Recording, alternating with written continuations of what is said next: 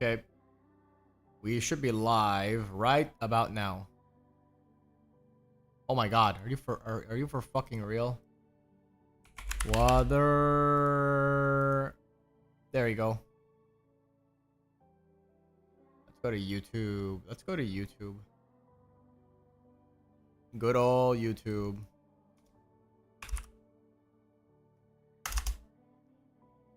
Bum bum bum bum bum bum bum bum bum bum bum.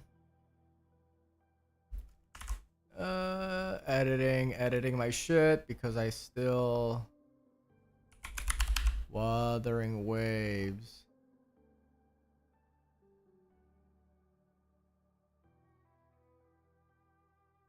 Bum, bum, bum, bum, bum. Okay, we got it. Oh wait, shit. That's not it. Go back in. How about chat? Close it.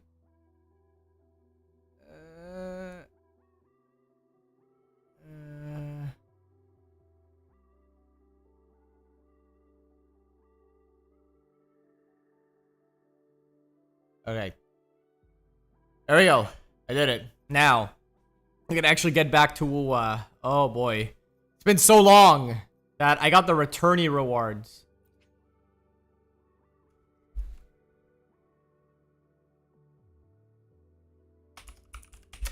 Chisa. Stonks. And her Chisa has been really good. She is basically the Bitcoin of Wuthering Waves. You invested in her? Oh, congratulations, buddy. You hit the jackpot. She's one of the best character investments you could have made.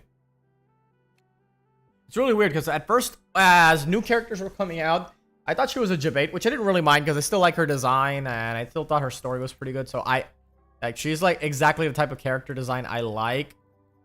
So I didn't really mind wasting pulls for her, wasting in quotation marks, because it's never a waste if you actually like the character. Yeah. Never a waste if you like the character. Let me grab some of these things.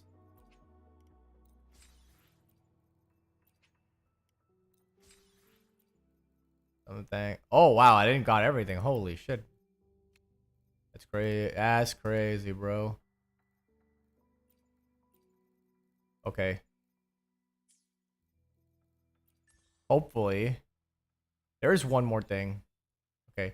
Oh, they changed the UI a little bit. Okay, I like the I like the new look. Not too bad. Okay. There's one more thing though. Okay. There's one more thing. There should be a delete thingy, right?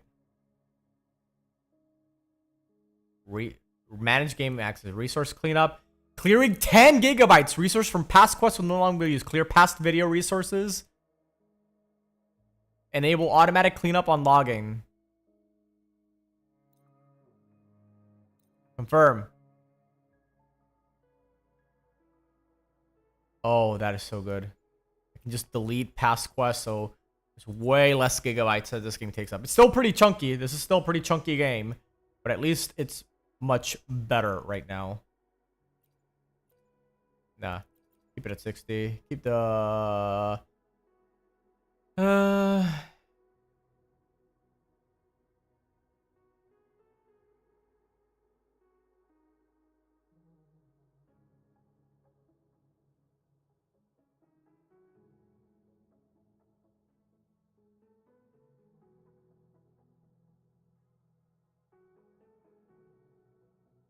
I think it should be fine. Yeah, it's just the problem is that Wuwa is just, yeah, it's one of the big problems of the game is that the optimization is not the best, unfortunately.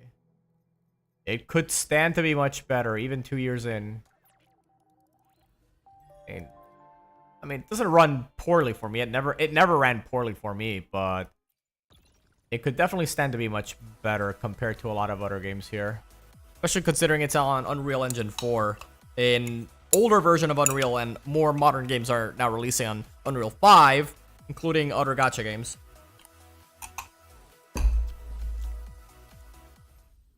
So we got this. You just need the other 10. This is a rebate. Totally fine. 1 day fight. Okay. Ooh, I didn't get that. Well, sucks. It sucks. Oh, I can choose one?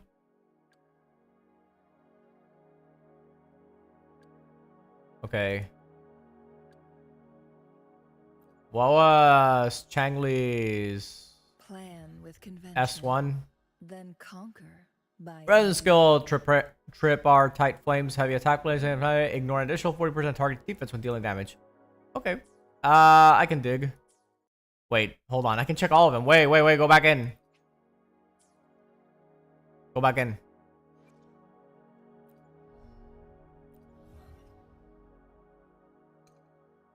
Okay.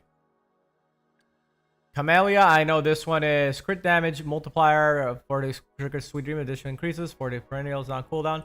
Casting recovers. This enters buddy mode after casting perennial. Bonuses.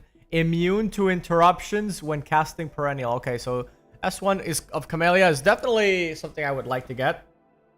Because it does make her immune to interruptions, which means I can just ignore a lot of the enemy patterns, and as long as the HP doesn't hit 0, I'm golden. I think that one's winning. In my opinion.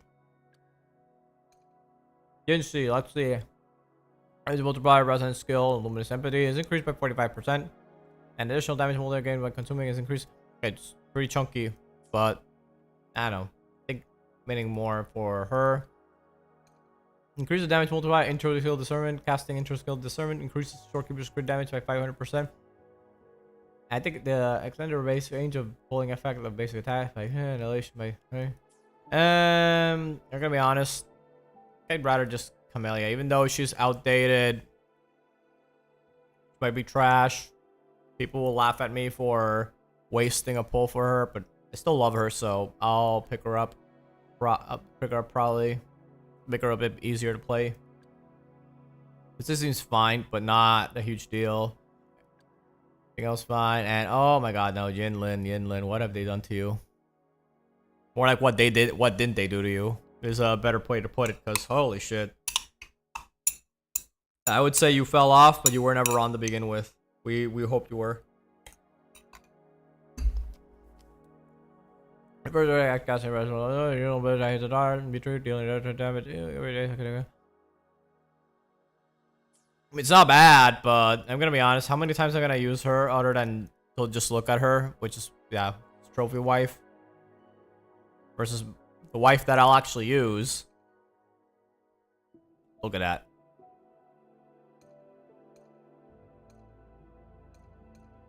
Wait a minute. Wait a minute. Hold on. Am I tripping? Hold on. Am I misunderstanding to read that? Maybe. Hold on. No. Hold on. It's a character I had dupes on. While the moon cycles, Oh my god, they changed it so that the bottom one is the first one. Okay, so the bottom one is the first one, and then everything else. Okay, yeah, because I was like looking at what I was clicking here, and I was like, wait, why is this 6? Oh yeah, they like played musical chairs with the UI. Okay, becomes immune. Yeah, she's immune to her interruption, which is why I can just ignore her, the enemy patterns, and I can just stare at all of Yuno's incredible assets while I'm just playing her. Okay.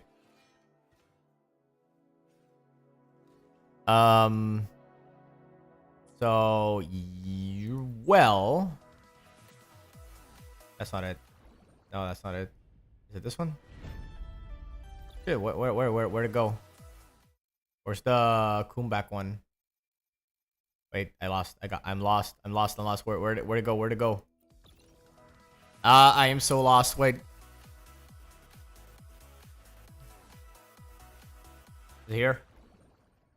Okay, ties are reprise. Okay, we're here. Support resonator.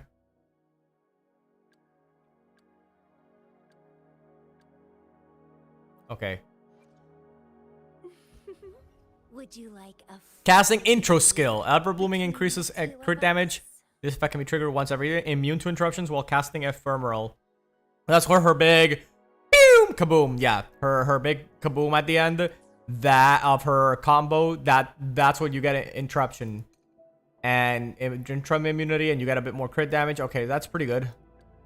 What does Shorekeeper's S1 do? Stellar realms generated by resonance gain the following effects. The effective range of the healing and buff is extended by 150%. The duration is extended by 10%. Casting intro skill, no longer an intro skill. Okay, so, okay, yeah, that was weird. Because I remember thinking, wait, wasn't Shorekeeper's S1 actually really good?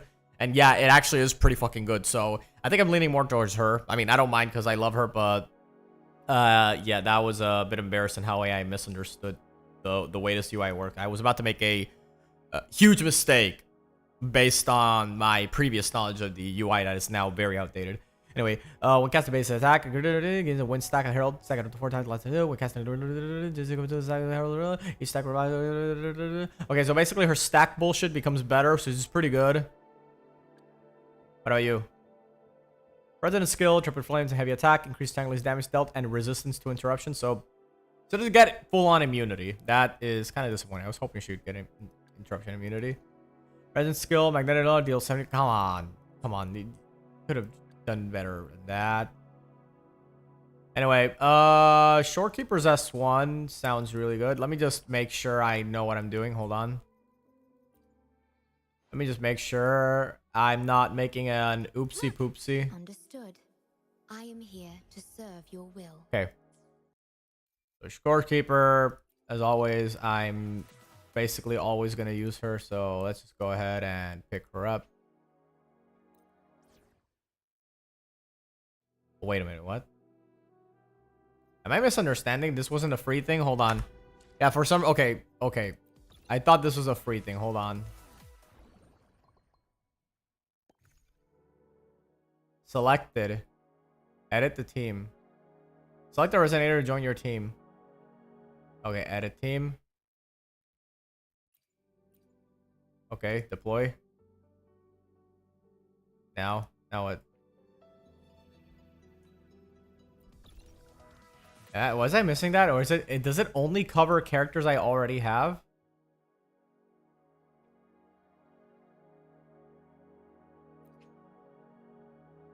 Wait, what am I missing here?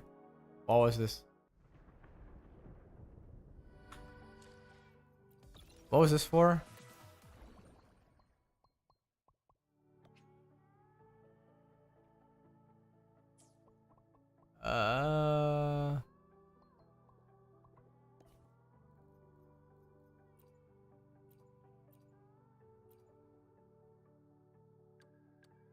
Oh yeah, this is just yeah, you can upgrade your shit by for the new characters by going through all these places. Am I missing something? Is this literally just we'll teach you how to use these characters?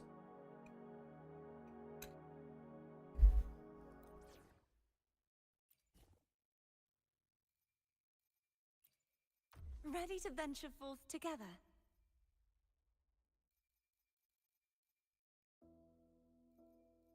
Or am I missing? Or is it just you use her temporarily? Yeah, maybe I think I'm missing something, and it's I'm Understood. trial. Okay. I mean, I already have her, right? It wouldn't just take a character away from my team, right? Understood. I am here to serve your will. Spectral, Rectifier. Understood. I am here to serve your will. Okay.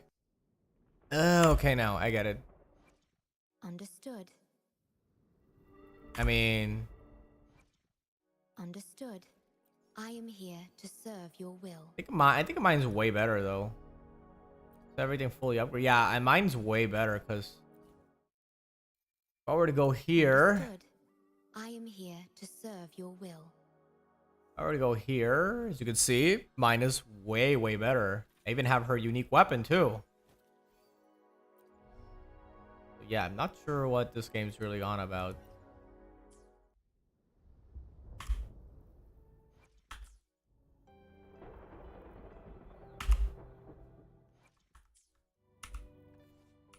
Wait, what was the team change? What was the team change thing? Is it like, wait, which button was the team?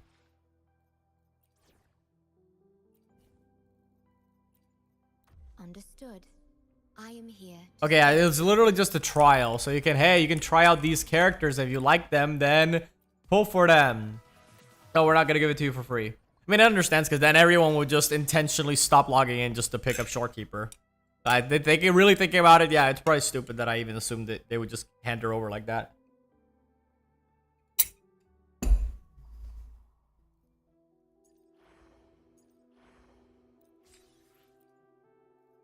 I get it. I get it. I shouldn't assume. Anyway, before I continue committing to all this shit, I'm gonna play some Hiyuki.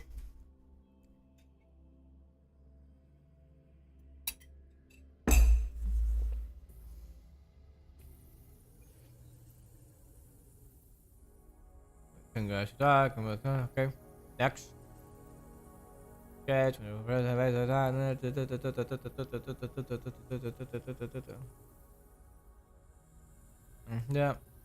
I'm not reading it out loud, I'm just reading it quickly in my head. Not for like deep understanding, just the general gist of how you play as her. Because usually the thing about all these Chinese gacha games is that they have usually these wall of text explaining a bunch of bullshit. And then you see you look up a YouTube guide of how to play the actual character, and it's usually like, press the ability button, press the ultimate button, do one attack or two, and then swap off, and then use ability, ult, swap, and then go to your main damage dealer and do a basic attack string. Yeah, it usually ain't that deep. It's just a lot of this wall of text is usually does the Yu-Gi-Oh thing where they over-explain an otherwise simple concept to the point that no longer looks simple.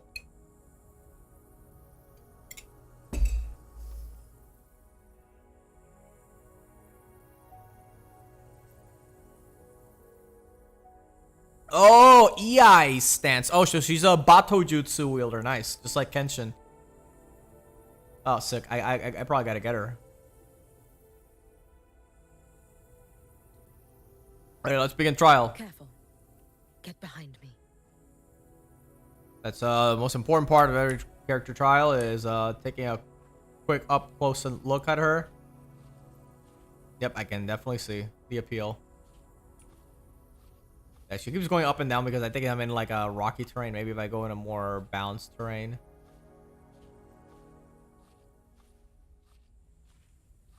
Oh man. Oh man.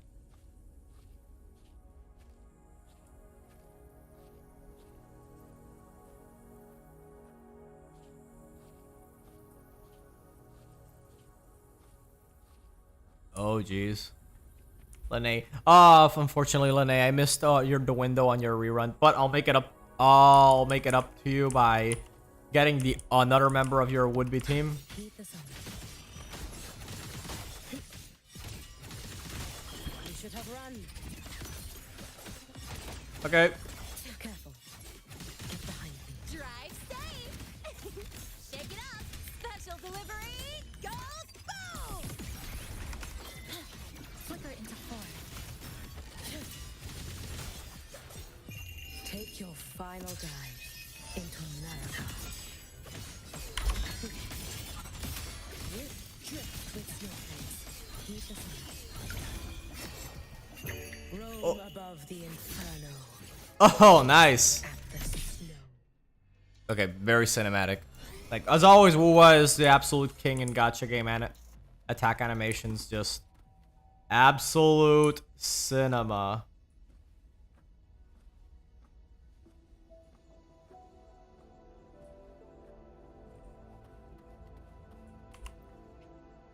Leave now? Sure.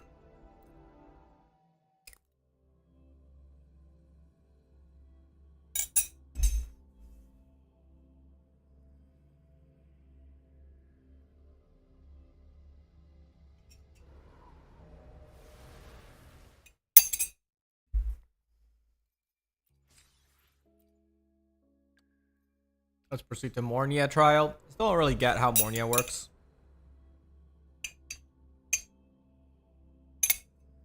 I heard she was a better shorekeeper, but in all honesty, from everything I read, I feel like Linnaeus probably has the honor of being shorekeeper too. Good. Prosthetics are fully charged.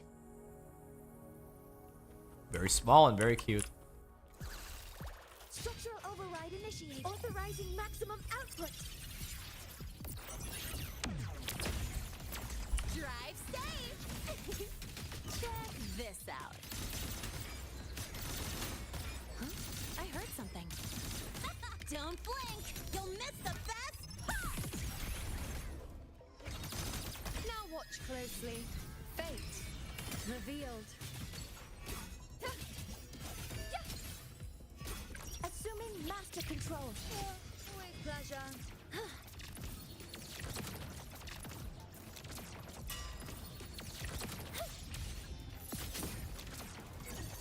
Attack confirmed. Stars, hear my queries. Drive safe. There you go. That was simple enough.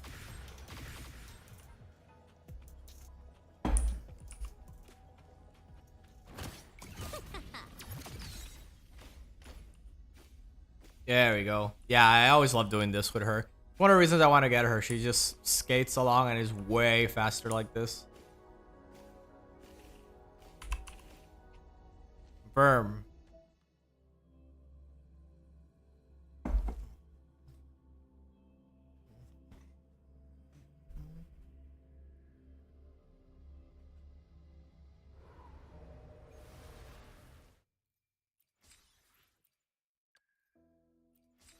Oh yeah, since I already have her, I'm glad that they're like, nah, we're not gonna have you preview a character that you already have. Just pick up the gems and go.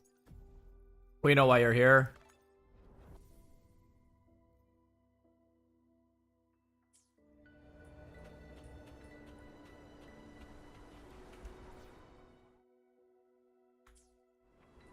Okay.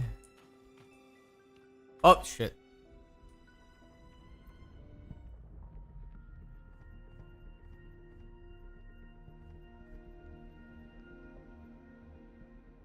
Right, here we go. Hiyuki pulls. Let's do it. No, I don't remember how many I'm in. Today, what does our loyal client? I don't know. I don't remember how many pulls away I am from hitting the number.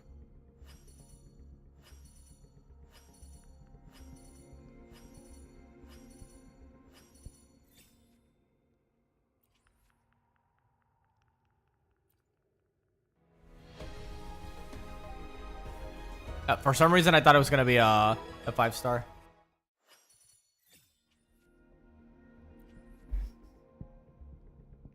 Let me check the history though. That's 20 pulls in.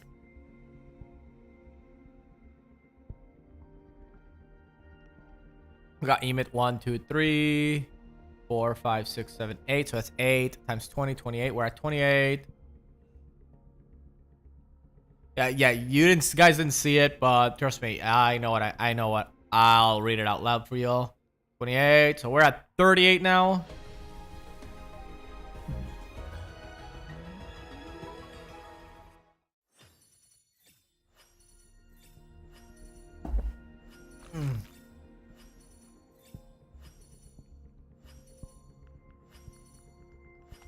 Whether you need help with working out or maintaining your health, feel free to come by my gym.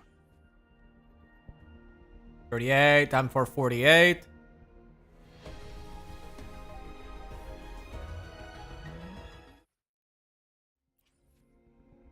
And this is 58. There we go. 58. Okay. Early. Well, to a degree. Usually it takes about 30 more multis. 20 or 30 more multis is the average it would have taken. And Hiyuki. No, that's not. That's. It's funny because my brother also got pity broken by an encore. All right. That's a bit of a bummer. Start again. That's 10. the next one after this? Denia? I think Denia's next, and I think she might be a good character for Emyth. I gotta check. I don't remember very well.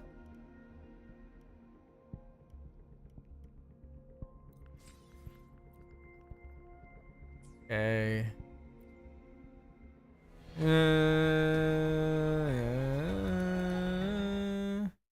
That's 28.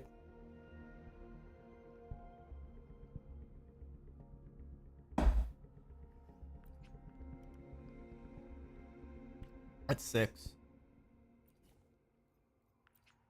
Oh, we got 4. Sick.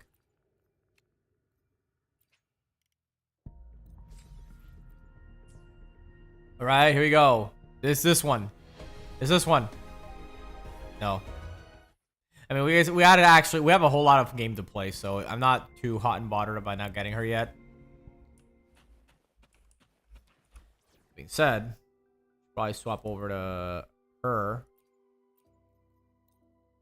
I did prefer playing her like this.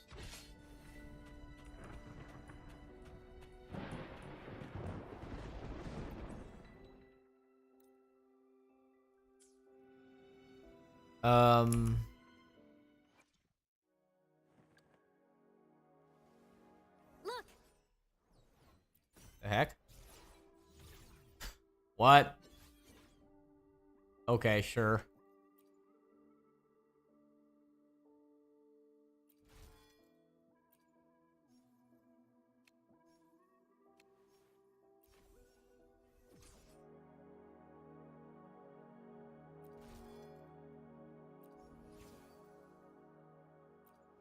I think her shit's done. Let me see. Crit damage, res lib bonus. Yep, looks good enough to me. Yeah, this needs to be cleaned up. I would keep running it like this, honestly. Definitely need to get another one of these things, though. Let's check. What you got here? Yeah, I just need something that has the crit damage.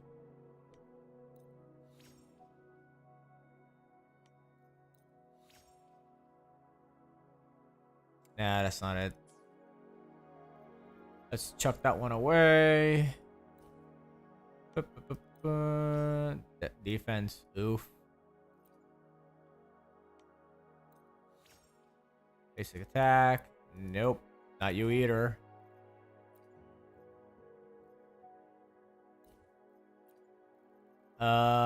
Where is the...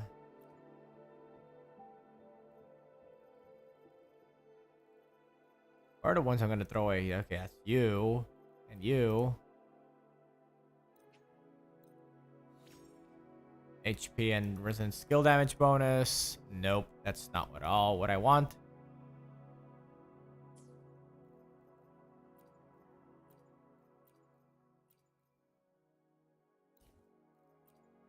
Okay, scroll all the way down.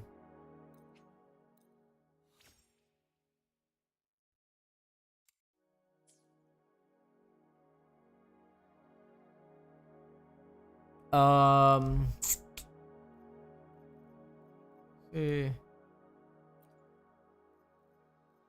HP defense. Ew. There's a point where I think I stopped looking at the main stat.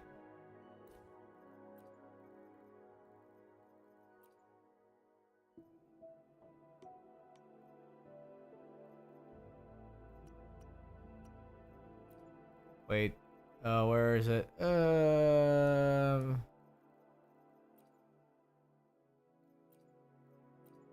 Okay.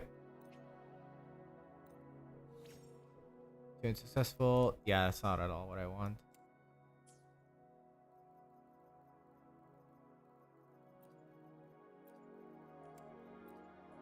Okay, wait. Let me just go over these quickly and start tossing out anything that isn't immediately what I want in the main stat.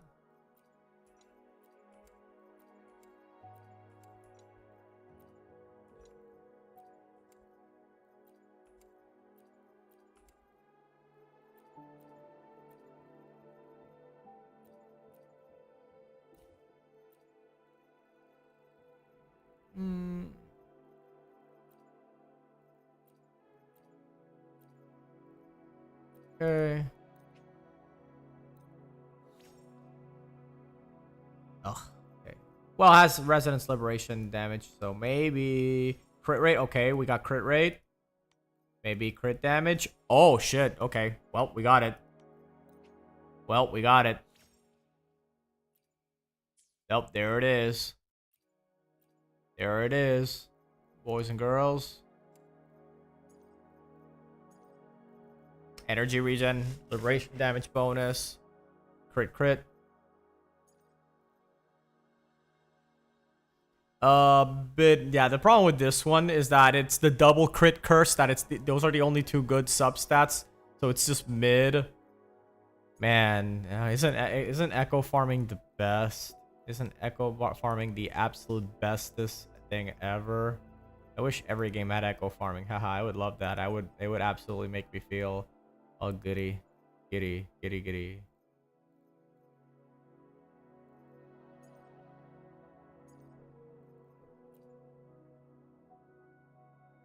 I don't want that one. Okay. The other one is fusion damage. So we gotta focus on one that's fusion damage.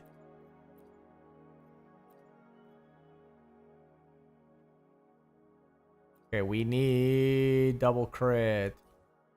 What are we looking for? We are looking for double crit.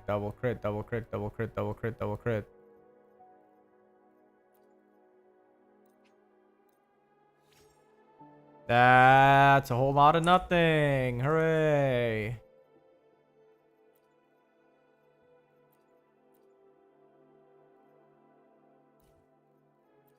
We need fusion damage with double crit.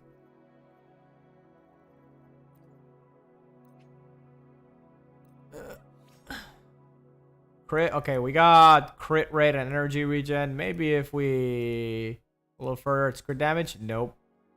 I would say that was crit damage. I was about to go 99% of rovers quit before hitting double crit. But no, that's unfortunately not how it works. That's not how any of this works.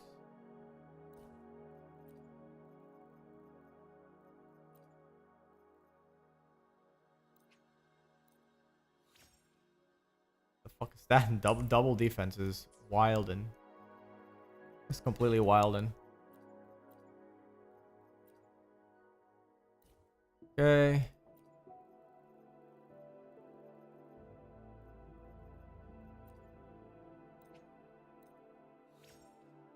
Okay, this is a base attack. Honestly, even if I get crit damage on this one, it's gonna be absolutely mid as hell, so I'm not even gonna bother. I am not even gonna bother. Oh, this one's even worse. This is the worst one we rolled yet.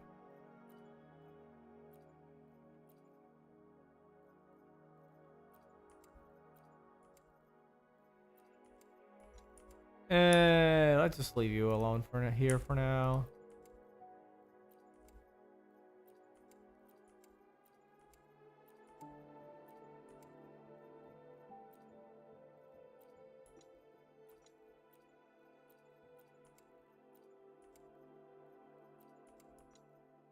Upgrade.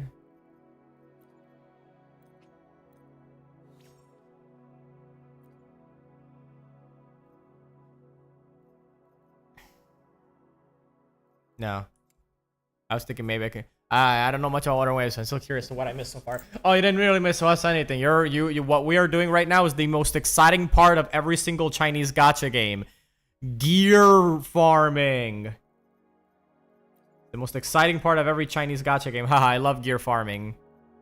Please RNGesus, give me double crit. I swear I'll be nice today. I swear I'll log in more in this game if you just give me double crit.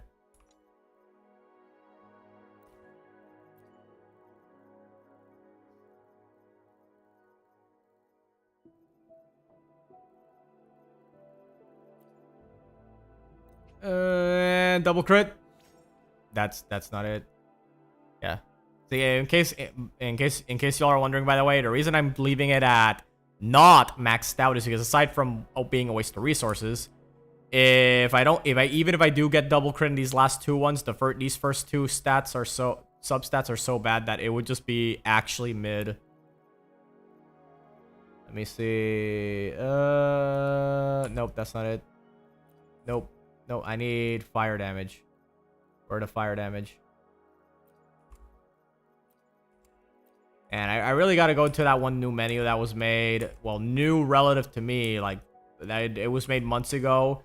Where it just auto-deletes anything that's not the right substat. So, fusion damage, I want that. But everything else that's not fusion, that decidedly not fusion damage, I think it would auto-delete it. Or it set it to auto-delete. I don't remember how it worked in this game.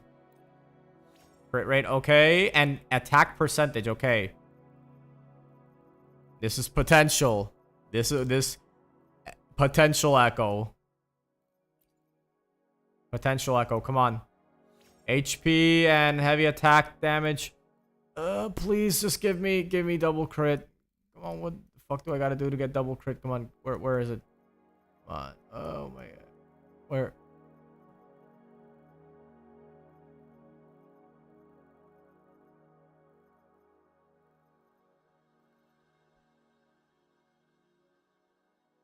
Okay, yeah, I'm just gonna add it regular one. That's defense.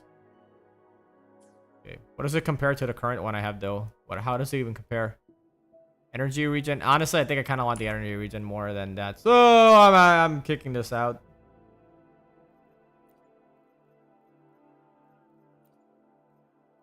What about the other ones?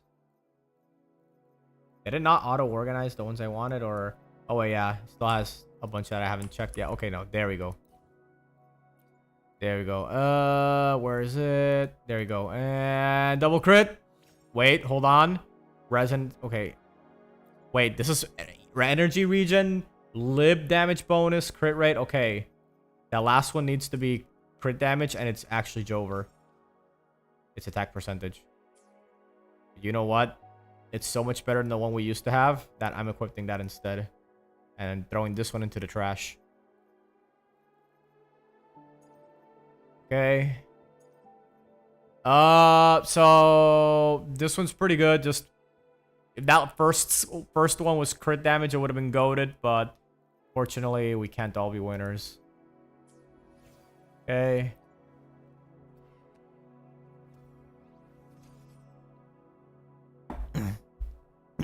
All right. I think I need to hit 120, right? 120% energy regen. I remember very well. What I mean with her. It's been so long that I've been in this game that I don't even remember what I needed.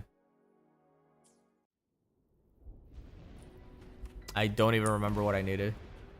But I think I'll just head back to story time. Dun, dun, dun, dun, dun, dun.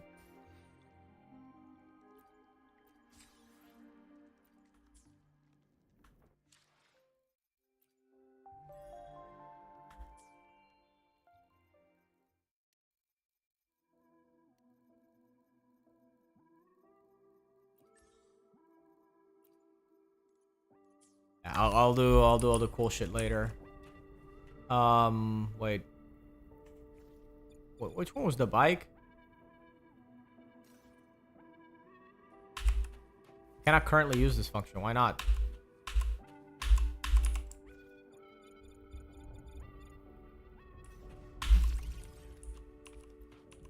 There we go. Yum. I know I can just teleport back to the base, but I prefer actually getting to do it the cool way. Wait.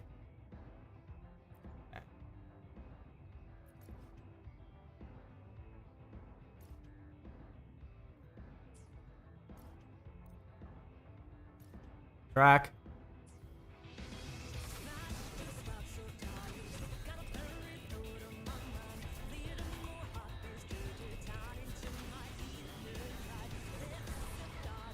Oh wait, I think this is like, okay, I realized what I did wrong. This is a completely different map.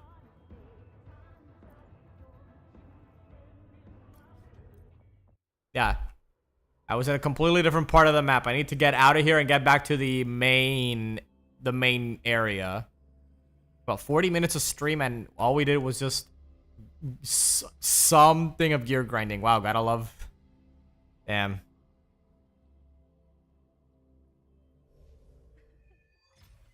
Quest unlocked. Hiyuki texted me to go over the exostrider plan at the infirmary. Better get going.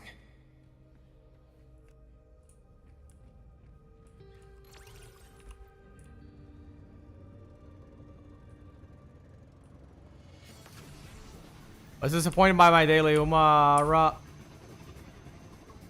run last night. Just a casual run, winning ticket. First time with her as a 3-star. I wanted to unlock her outfit cutscenes, but got none filled. Ah, man.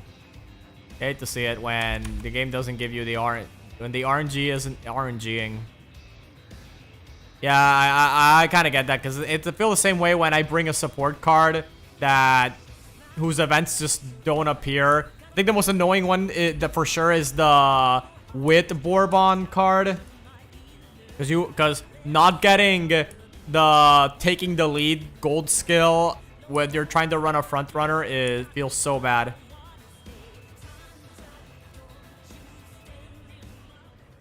Yeah, I need, okay, the music's cool and all, but I gotta turn off the radio. Even though I was speeding by the cutscenes, I still remember how Taishin Hayate gave her a somewhat cold shoulder just senior, no matter if you win or lose. Yeah, honestly, like, yeah, because I kind of get what Hayahida is going for, what they're trying to go with the writing, but she just comes off as a sore loser if she gets bodied in the Takarasuka Kinen by winning ticket. That's kind of the issue with career mode, where if you win races where the character's clearly supposed to lose, the story still has to continue forward as if the character's losing. I think one of the weirder ones also is El Condor Pasa. Even if you have a completely undefeated career with her, she still has, like, issues about, oh no, but what if I lose? What if I'm all washed? And I'm just like, girl, you've been winning literally completely undefeated this whole run. Shut the fuck up.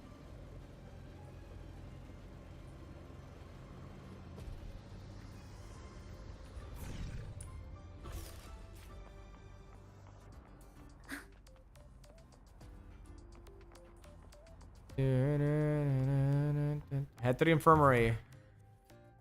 She's been staying here to recover.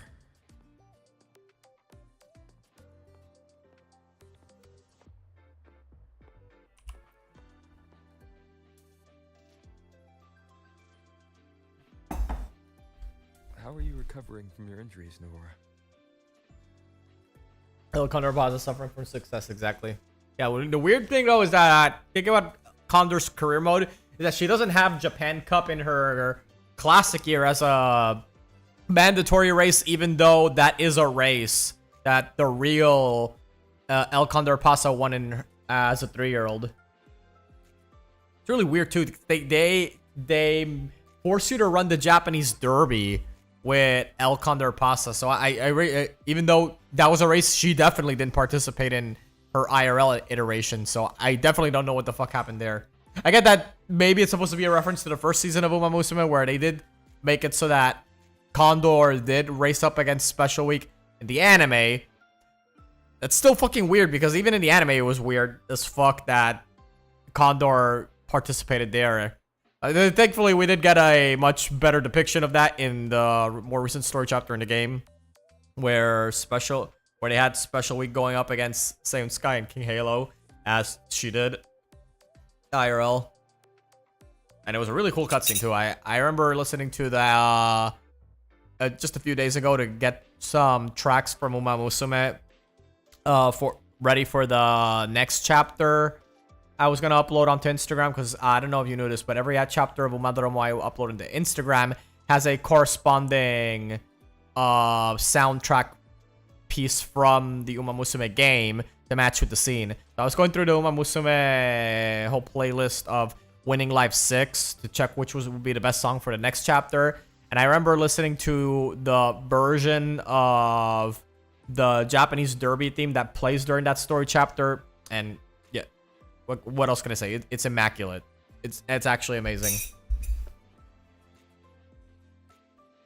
Oh, it's you, Rover. Yes. I'm feeling much better. Dr. Herson took very good care of me. I just did what he said and rested for a few days here, and I barely feel any pain now. In case you're wondering why there's English voice acting Wuthering Waves, this is just how I usually play Wuwa specifically. I really like how they go for more for European voice actors, so there's a mix of a lot of accents compared to the typical English dub filmed in where everyone sounds like they're from California. Are you here to visit him? Yes, we have something to discuss. Is he here? He's in the counseling room next door. My friend Sigrika is in there. It might take a while. Thanks. Take care of yourself.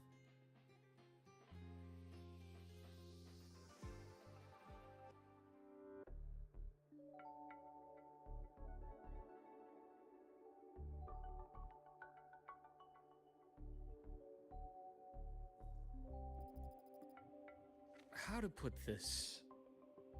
I think you can have more faith in yourself, Sigrika.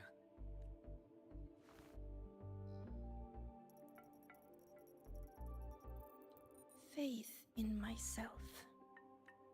You see, people can be more perceptive than you might realize, including those you care about. So try not to take everything to heart. Go a little easier on yourself.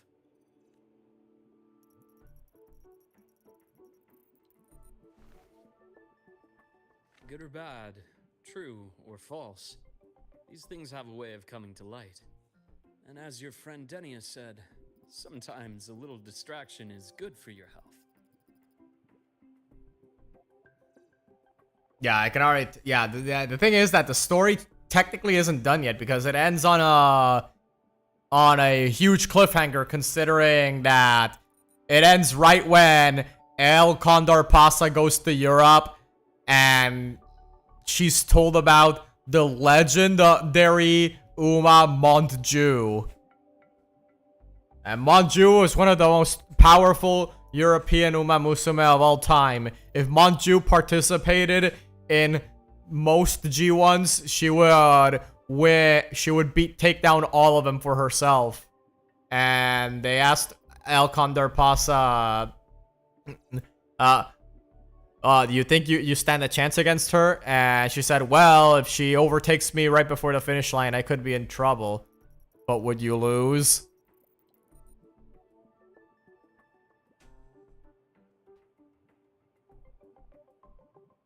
And she's like, nah, I'd win.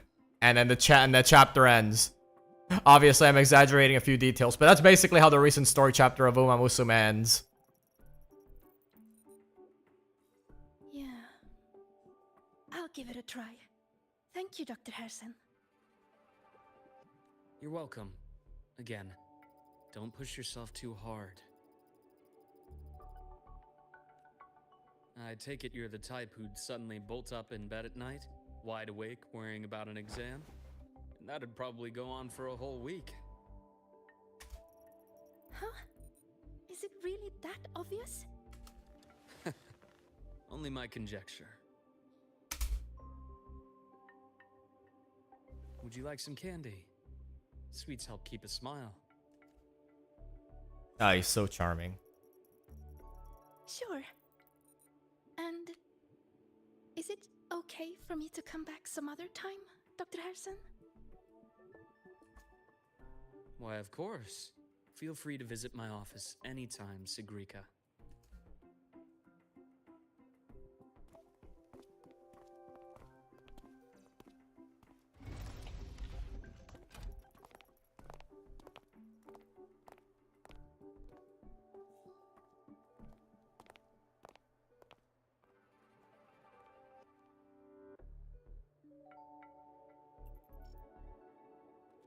So, about that Exostrider plan you mentioned. Let's get into it. I was also shocked that there isn't a secret event for L by entering the Japan Cup during Classic Year and win or lose. Yeah, no, yeah, they just completely ignored it. They said, nah, Derby. But that's not even the right Tokyo race she entered in her Classic Year, and the Uma devs are just Derby. I mean, look, I get it.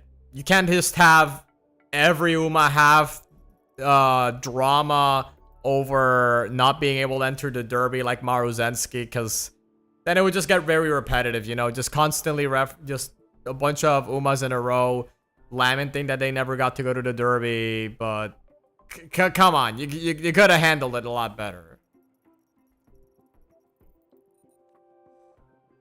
All in good time. Let's start with something lighter first. Something lighter? Any topic at all, but let's slow the tempo a little. You're too eager. Your emotions are clouding your judgment. You must feel it too. Oh, I'm feeling a warm spot, alright. Here, a piece of candy. It'll help take the edge off and lighten the mood. No thanks.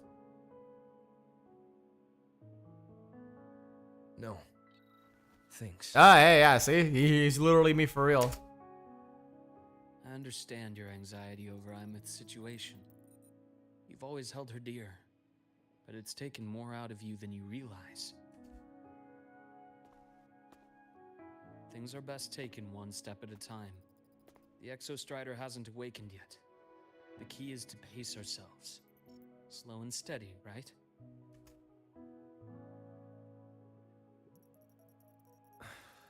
Okay. You're right. Let's table the Exostrider for now. Let's talk about you, Luke. I trust Imith. What we experienced together proved she was telling me the truth. And there's a connection there I can't ignore. But you and me, we might be strangers in passing who became confidants, as you put it. But it feels like every conversation we've had just skims the surface.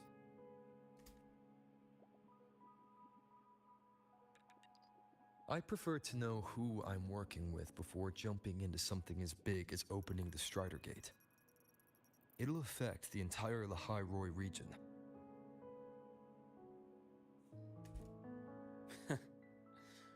Point taken. It seems a proper introduction is long overdue. L's like anime Tokai Teo. No Japan Cup race and victory depicted in their stories. Actually, yeah, you got a point. Yeah, there's... Wait, hold on. Let me just take a quick look-see here. Tokai Teo, Teo, Japan Cup. Let me take a look. Tokai Teo, he then won the 1992 Japan Cup. Oh shit, yeah, you're right. And literally one of the first results in Google is anime 1 year ago. R Umamusume anime season 2. Why did they exclude Teo's Japan Cup win? Oh boy. I mean, I get it. There's only so much you can tell in a 12 episode anime, but yeah, it's a really weird exclusion. Please, ask me anything. I'll answer as candidly as I can. Are you a consultant from the Black Shores? My guess is that the reason why at least in the anime of season 2, why Tokai Teo's Japan Cup wasn't depicted there is probably because at least in my opinion, the best way to depict a Japan Cup type of arc is by actually showing off the international rivals that the heroine will be facing off against. You know, think of it like in Cinderella Grey when the Japan Cup rolled around and we saw Obey Your Master and Tony Bianca and all the other international Umamusume enter Japan. Yeah, basically it's obvious that they really couldn't include they weren't planning on including anything like that, so they thought, just leave it out then. It's not gonna be, it probably wouldn't be nearly as exciting if she didn't have any international rivals show up in the story. That I am not. Work that leaves documented trails doesn't suit my style. But I am acquainted with quite a few bloom bearers. Actually, wait, hold on. Let me just bring up the log. Give me 1 minute. I need to put away some cups here on my desk.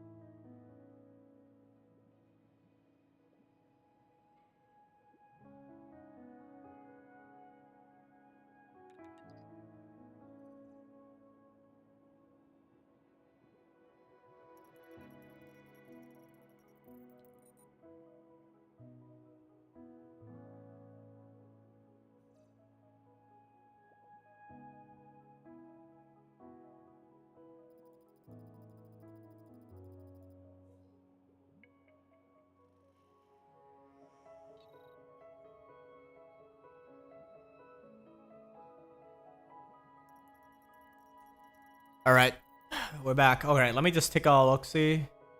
Okay, so for context, trying to find a cure to Rover over here. Protag is trying to find a cure for his girlfriend who just caught poo brain.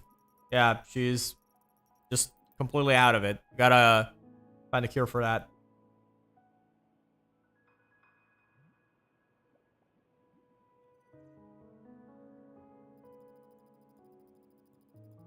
Yeah, basically from this conversation, he wants to trust Luke, but he thinks that he's hiding something. Obviously, a face that handsome is a lot more than what it seems to be.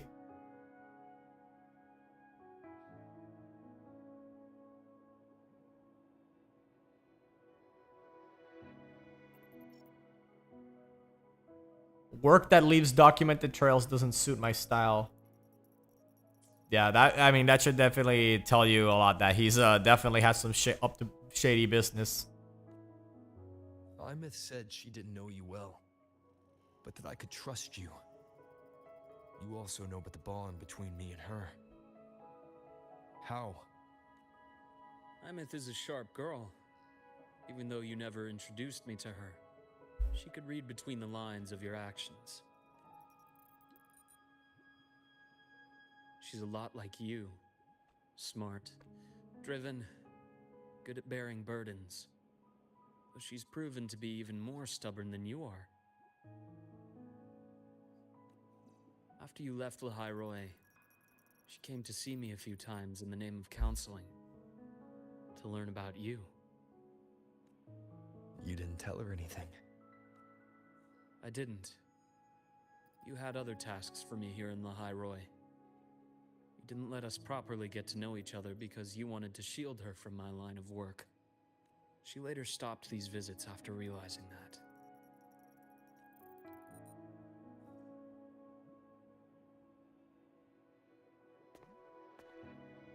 Still, I really hoped she would have opened up to me more. You both tend to keep things to yourselves. And that's never good for anyone.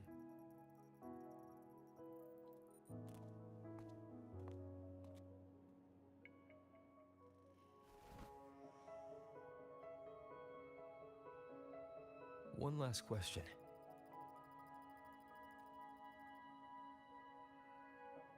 What did you mean? I had other tasks for you. That is a key topic, but not suitable for discussion here. The Space Trek Collective is backed by a number of different nations and powers. Their internal politics are of no concern to us. There are many watching eyes among the support staff. The infirmary is, after all, a public space. Why don't we take this somewhere more private? To where? I have a place in mind. Just come with me, Golden Boy.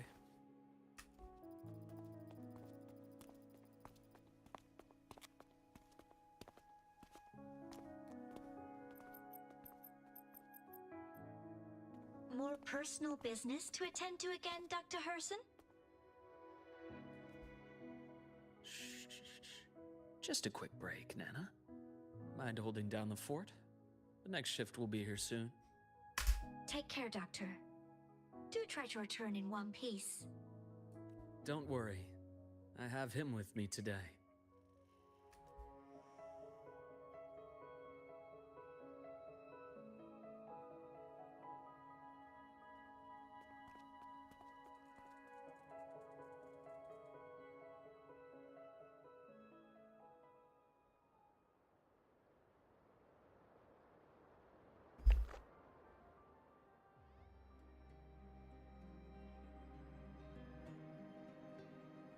Sundermere.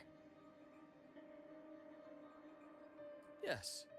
I keep a small workspace of my own here.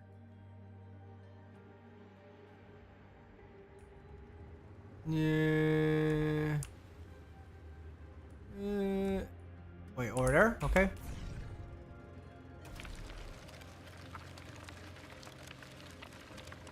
Hey, in case you're wondering, you can customize the bike in this game, and I made it blue and yellow, which is the primary colors of Versus Jet. I wanted to imitate the colors that they would be if Juan ever depicted her motorcycle in, you know, colored form, rather than the two shots we have of it where it's only in black and white. Oh, I just disappeared. Leave them to me. Let's not waste any more time. Time to incise.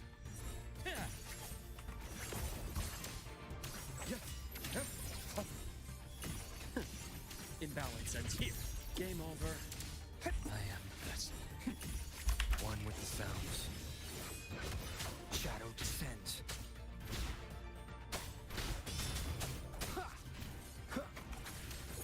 Split. Four. There we go. The Exostrider's sword emits a unique frequency. It shields my workspace from most long-range detection methods. You picked a good spot.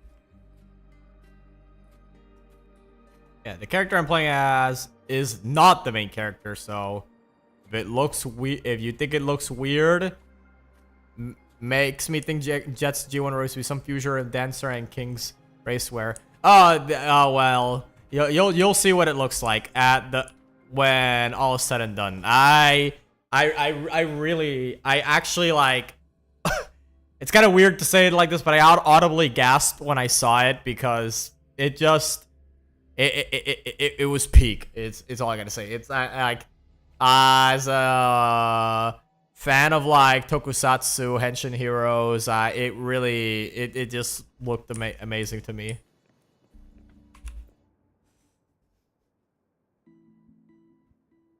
Quite a stash.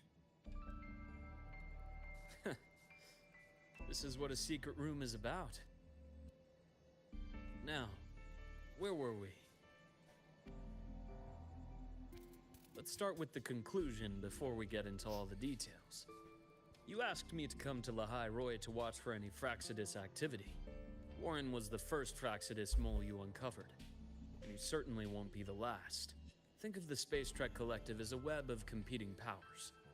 It's as much a haven for independence as a playground for agendas. Oh, by the way, in case anyone's wondering, if the game looks like it's laggy or glitching out or anything, no, that's actually completely normal. And by normal, I mean that this game's optimization is kind of booty cheeks, to put it bluntly.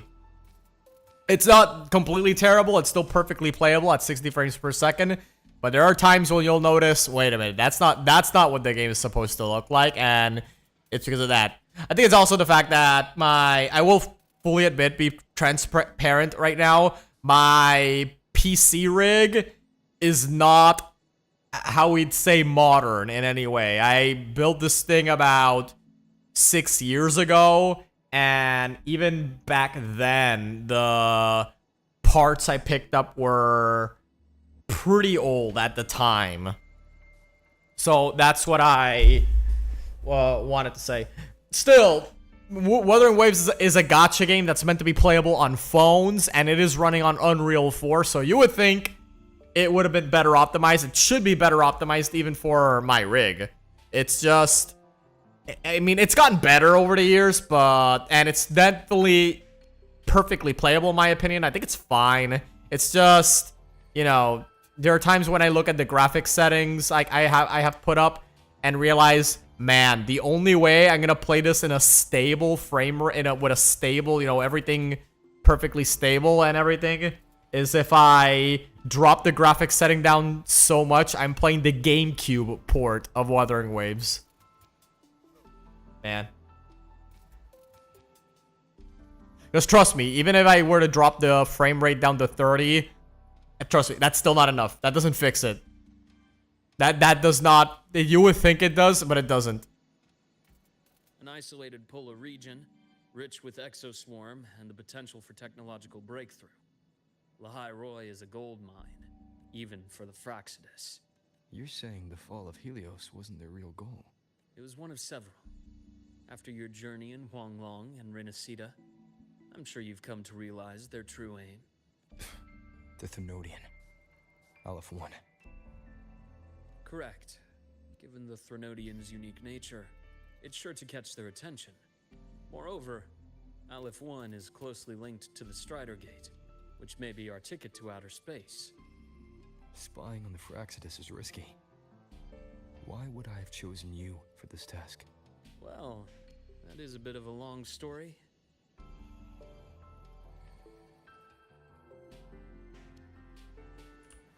You've always preferred to see things for yourself. Please, follow me to that table.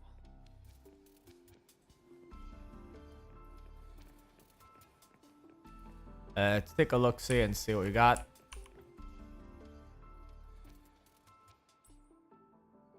Sure.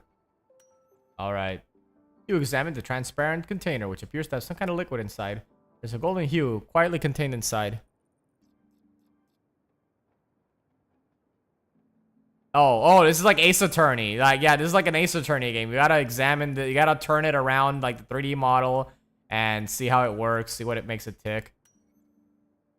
I said that you realize it's identical. It looks identical to the blood that flowed from Luke's hand during the fight in the space station.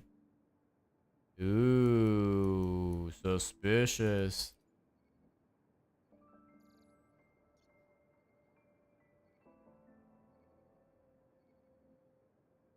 The golden serum, developed by the Naviale group. Oh, come on. I know that this is not what the cutscene's For its supposed to look other like. Fix it up. Ichor. My father started it as a medication for rare diseases. But as research progressed, it came to represent something far more ambitious. The drug of evolution. Evolution? Sounds like something the Fraxidus would like. Well, on paper it worked. I became its resonator, so it would be unfair to say it was entirely useless. But I was a rare case who survived. All it cost me was excruciating pain and my color vision. Most test subjects like me... Oh, so he's kind of like a dog. He can only see in black and white. It wasn't until I met you that I realized there was more to the story. The rest is in my study, shall we?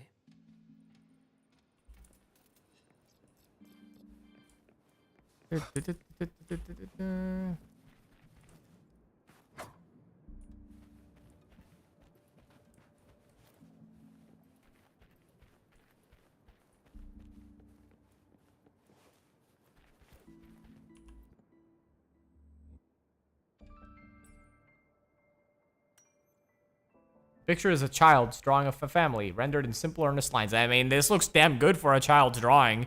If a child showed me this and said, I drew it, I'd say, fuck, dude, you're a prodigy. A father, an older, and younger brother, each one wearing a big, happy smile.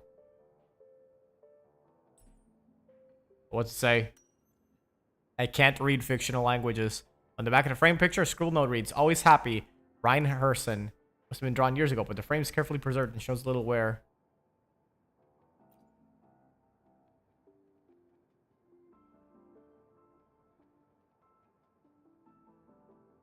My brother Ryan drew this picture. We're not related by blood. Father took us both in after his own children passed away from a rare illness long ago. Ryan never could handle pain. But he was easy to cheer up. Whenever the grown-ups would give me candy, I'd save it all for him. So, that's why he always has candy with him. A drawing worthy of being framed. Yeah, exactly. Yeah. If a kid drew this, I'd be like, I'm not hanging this on the fridge. This is going up over the fireplace. For a while, I tried to be the perfect son Father wanted. It never worked. So eventually I stopped trying. Yeah, come on, man. I hope that it didn't, like, fuck you up too bad. I mean, I know what it's like to have a dad that just doesn't feel like he's satisfied with anything you do, but come on, dude. It only got worse from there. What Father tried to do to Ryan was unforgivable. And then came that accident. I thought what my father did was a rather mundane story. A cliché. Someone trying to atone for past guilt, only to cause greater harm. Until your hints made me suspect it was someone's staged finale. So I had my father's grave exhumed. It was empty. Where'd he go? I mean, couldn't have gone too far.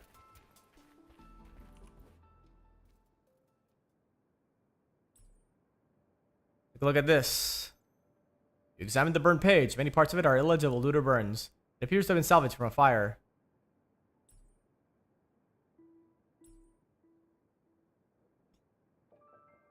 Nothing good enough for my father, yeah. Judging by the legible contents, it's a report. It mentions Lahai Roy, which is the setting of this current story arc, and Void Matter, and was originally destined for the New Federation. That is the new continent that we were supposed to go to. We don't know if we will ever get to. What's this? At the bottom of the report, you find the signature. The Fractus insignia. Ooh, the bad guys. Wonder what they were up to here.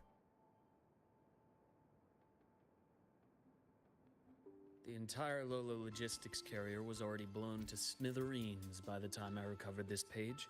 I managed a quick glimpse before the fire consumed most of the page. It is a report from an overseer. A Fraxidus Overseer's report on its way to the New Federation. Yes.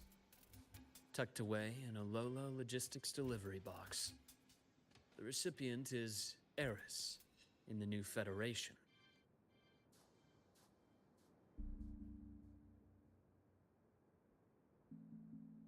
Those 3 items you just showed me. Did the Fraxidus get into Noviali's work after learning about the Icar's potential for evolution? They didn't just get into our work. They went a step further. Replacement. Have you ever met the Fraxidus' Grand Architect? The thousand-faced survivor. We met near the Styx Lake deep within the Dark Tide. Wait. Does this mean your father was... Yes. My father was just another face the Grand Architect borrowed. Though looking back now, I can't recall the moment the real him was taken. Basically, the leader of the big bad guys, the head honcho, decided to go hippity hoppity. Your identity is now my property. I think the Grand Architect sees life and death as a game. I wouldn't be surprised if Father was even smiling in his coffin as we buried him in that downpour. So, that's your answer. Why did you choose me? Because I have a very personal reason to go after the Fraxidus. Hatred. Hatred. Even now. Now, it has become something of a habit. Continue this train of investigation and you'll see for yourself what they are. But before you do, there's something I should share. My friends in the Black Shores told me you've already had a few run-ins with certain overseers. Is that right? 3. Cristoforo, Frolova, and Scar. Plus the Grand Architect you mentioned. Ah, those names do ring a bell. Frolova is codenamed Hecate. Cristoforo? Arachnos. Intriguing, isn't it? The flair they have for their own branding, but it's a telling detail. The codename can reveal its owner's style, personal tastes, and even ambitions. Think about it. A powerful resonator who causes chaos at random leaves no trail to follow. But give them a preference, a pattern. We can start to build a profile from the pieces. Kind of like Google does when it starts targeting ads towards you. I've been compiling reports on the Overseers for years. Allow me to share what I've learned so far. Is it me or is this the ball at the top showing SpongeBob's secret TV channel? Like, holy shit, it doesn't look like that. I've reactivated your access. You'll find the door controls right over there. Yeah. See, this is what I mean in case it wasn't obvious enough. Doot, doot, doot, doot, doot, doot. Open up. Yep. Bookshelf showing a secret hidey ho. It's always a classic.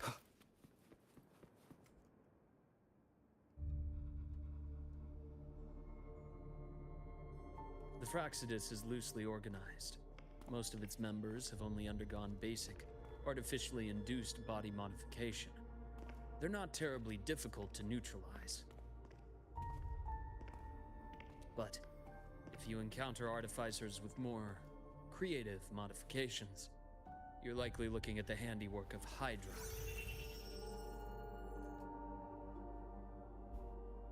Hydra is their leading mind on human evolution and body modifications.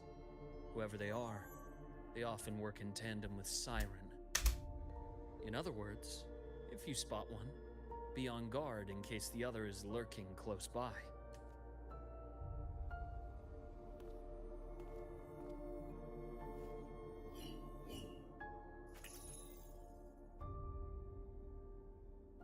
Zashiki Warashi won't require much of your attention.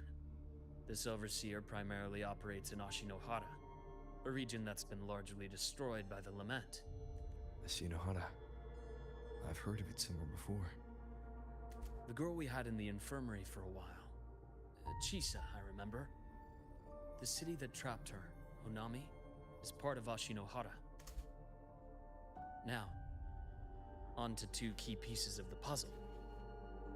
I did say the Fraxidus was a loose organization, but even the most scattered cells still need funding to function. Remember that report from earlier? It's only a matter of time before you go to the new Federation. And based on the intel I've gathered, that's their most critical base of operations. And where you'll find Eris. How critical? Do they operate in the open? Not exactly. But in a place where money talks, they must have members in the highest echelons of government and business. Key members. Their foothold in the new Federation has given them immense leverage. With that endless stream of wealth, the Fraxidus operates with impunity across the planet. Speaking of which, Star Torch Academy is also heavily funded by the new Federation. To be blunt, they're the Space Trek Collective's single largest donor. Eris, huh? Duly noted. I'm assuming the other key piece is the Grand Architect? The Fraxidus Grand Architect. Their true name is unknown. They only appear through borrowed identities. Real people, legendary beings, and even the phantoms of the dead from others' memories. I did brush shoulders with them once. It was a shame. I had no idea at the time, and missed my shot. This pen was the only thing I brought back from that great fire. I have yet to decipher the lettering, but it shows one thing for sure. The Grand Architect has been around for a very, very long time. This is a grandpa, got it. It's a pity you called me to the High Roy. Otherwise, I would have continued following that trail. But you always have a good reason, right? Nah, I just wanted to visit. You uncovered all this by yourself. More or less. I did have some help along the way. To get your hands on one of the Grand Architect's personal items, you did more than just follow a trail. You infiltrated them. Playing along with them isn't that difficult once you get the hang of it. Like I said, they are a loose organization. Knowing the Fraxidus, stealing all that intel on the Overseers is risky, no matter how loose they are. Each infiltration will only be more dangerous than the last. Luke, how can a doctor who doesn't value his own life save anyone else's? You know, this is the second time you've said those words to me.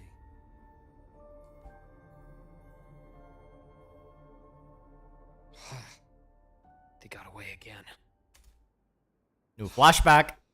If I hadn't been so cautious, I could have taken care of them this time. I should send today's findings to him. It's been 2 years. Suppose I'm due for a report.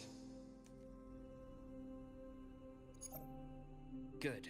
You got the intel. Would have been a shame if I got myself killed for nothing. You want me to go to the High Roy? Why? There's evidence of their activity in the High Roy. I need you to keep an eye on things. And frankly, you need a break. Now is not the right time. You've already drawn enough attention. Do we really have to wait for you to get killed to decide it's the right time? I had a scare 2 nights ago. I was trying to find this one source to cite and add a footnote on my video script notes, and thought I forgot to save the link. Only to come back the next. No, that's why we always gotta write down everything, even if we think we're gonna remember. We can't just think that we will.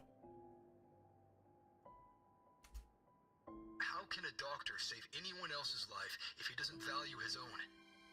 Keep pushing like this, and you'll be no different from them. And realized that I had it open while looking for it during the night. Simply missed the part with the info I was looking to confirm that I was not making things up.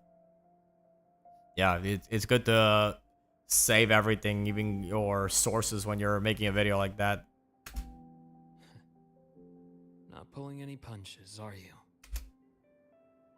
Trust me, that's only the warm-up. The High Roy is a nice place, Luke. Bright, passionate students. Beautiful snow. Perfect for slowing things down. Listen to me on this. Come. Very well. As you wish. So I've led a leisurely life in the High Roy ever since? No need to worry. I know my limits. Let's set aside the Fraxidus for now. We should discuss the Exostrider plan. But first, tell me what happened to you and Imeth in the Frostlands. Whole lot of things. We fought an evil robot, and then I became an evil robot, and then she dipped herself into a black hole, and now we're trying to find a cure to her current lack of a mind. I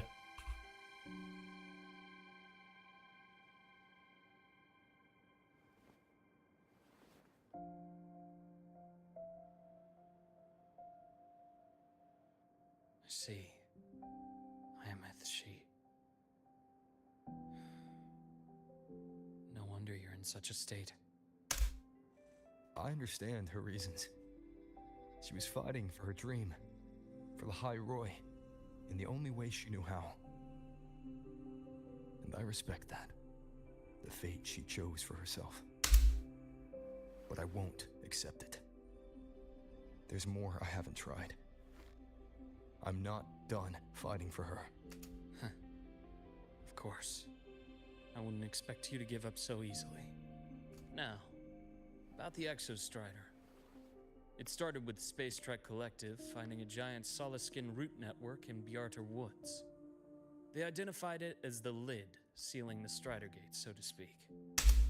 It keeps the Thernodians' fractured forms sealed on both sides of the Strider Gate. Break it, and these forms will reunite.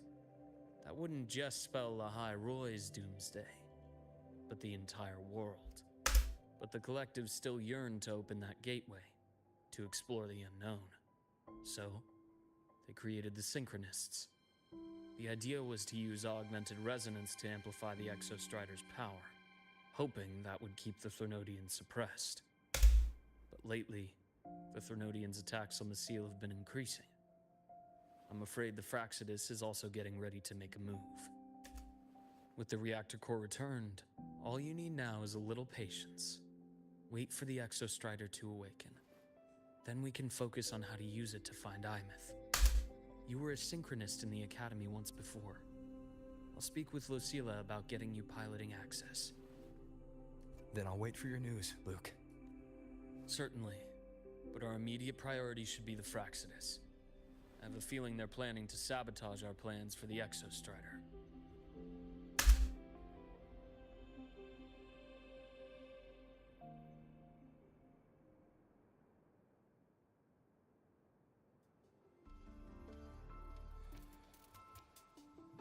Rover said he'd like to check on the Exostrider in the Frostlands before he left.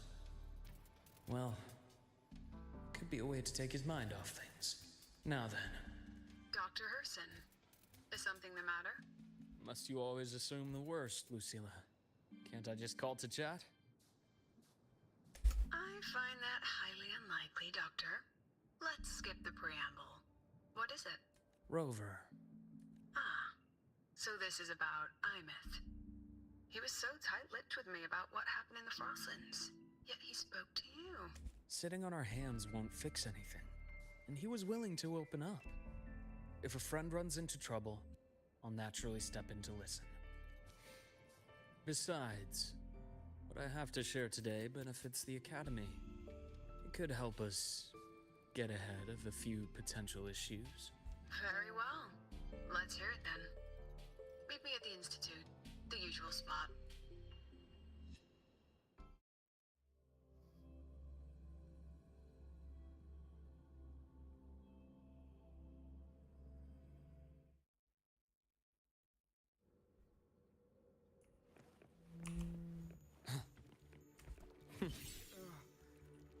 My head's spinning. Oh, Dr. Herson, it's good to see you. Ethan, you looked fine not long ago. What happened to you? My thesis, my spot at the... Hold on. I recall you coming by the infirmary with good news earlier. Something about an institute professor recruiting you for your top marks? Is this the price you have to pay for that? Careful.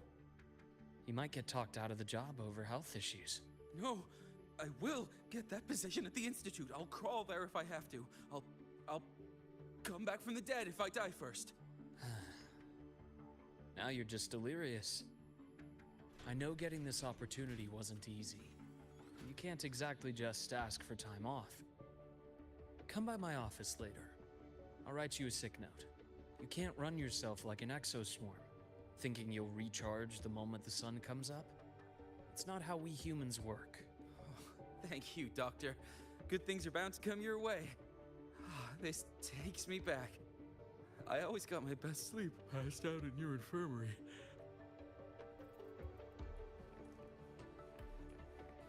The bath's clear. Alright, let's see here. Ah, young Luke. Just here to discuss something with someone. How have your shifts been treating you these past few months? Not bad. You know, these researchers, getting them in for a checkup is like pulling their teeth. I have to hunt them down myself. What do you say we grab a drink after my shift? The meal plans here are all nutritional efficiency. Taste like chewed up cardboard. Of course. Why don't I show you that scout drone model I just finished while we're at it? You work fast. You really do enjoy that sort of tinkering. Taking things apart and putting them back together again is quite stress relieving. It's a nice way to unwind after a day's work. So, what do you say we sneak over to Rogan's place when we get a minute and liberate the cannon barrel from that precious bot of his? We can put it back after he's had a good meltdown. I'd rather not be an accomplice to that. It's unethical. And I can't believe you're still holding a grudge over that fish he stewed behind your back.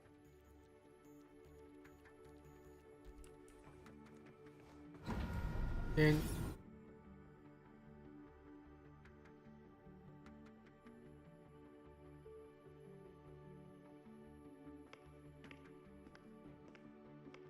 ooh.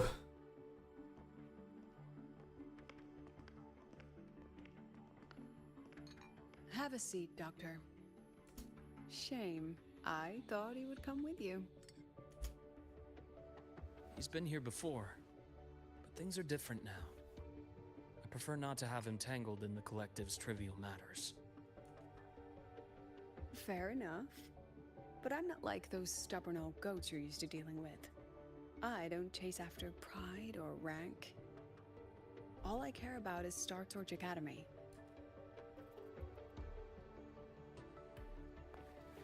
Now, go on. Give me the highlights, Dr. Herson.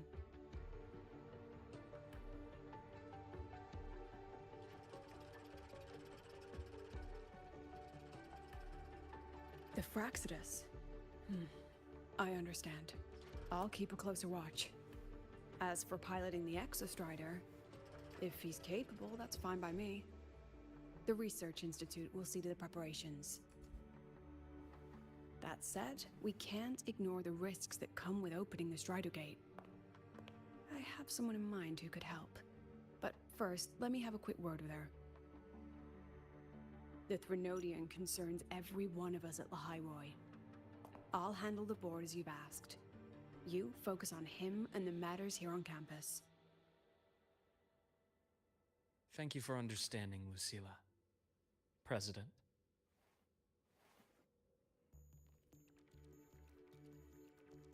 Our conversation went more smoothly than I expected. I thought you might think I had a hidden agenda. As a thank you, care for some candy? I'll pass.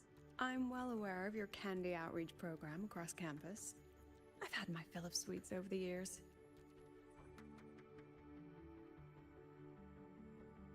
As for what you said earlier, I've been here long enough to know exactly who you are. Thanks to your efforts in uncovering those moles, the Academy is safer, and we have far fewer headaches to worry about. What truly surprised us was your choice to stay all these years and become one of Lahai Roy's steadfast guardians. Oh, I'm just glad the President doesn't see me as some busybody. You're the right kind of busybody. The kind we're happy to have. A friend of mine sold me on this place. Went on and on about the beautiful snow and the bright, passionate students. Convinced me to come. But when I actually got here, nothing like the brochure he described. Turns out, 8 out of 10 staff members were planted here by different factions. Our students dream of reaching the stars, all while living in a gilded cage. Meanwhile, we have Roya dealing in exoswarm parts and colluding with new Federation smugglers. I know that these students aren't fools. They're the best minds from across the nations. If even I can see what's going on, how could they be blind to it? It's their ideals, their hope for the future that lets them endure the ugly realities of this place without becoming cynical. I only came to Lahai Roy because a friend recommended it. But now... Now you've grown to like it here, right?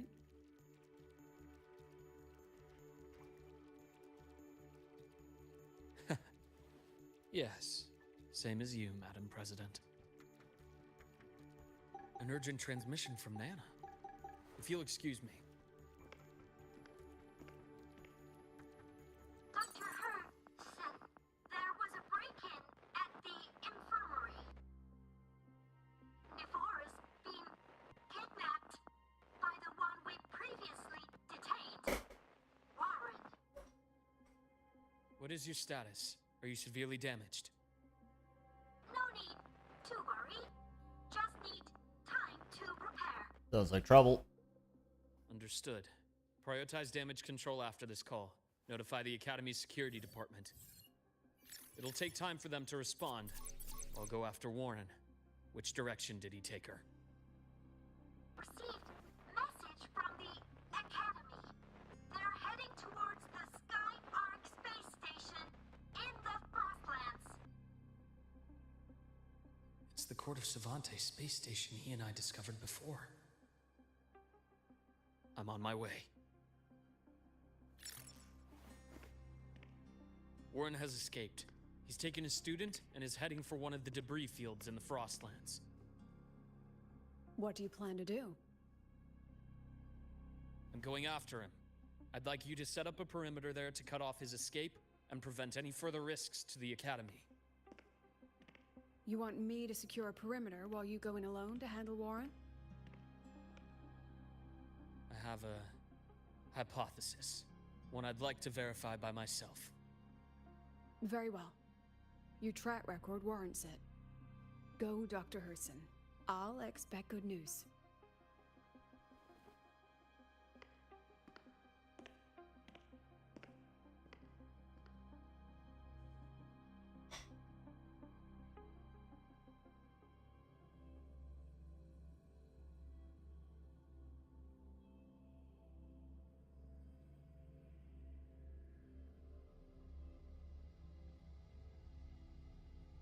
soon as this loading screen's up, I gotta take this cup over to the sink. Euphora. Why now? One moment. I'll be right back.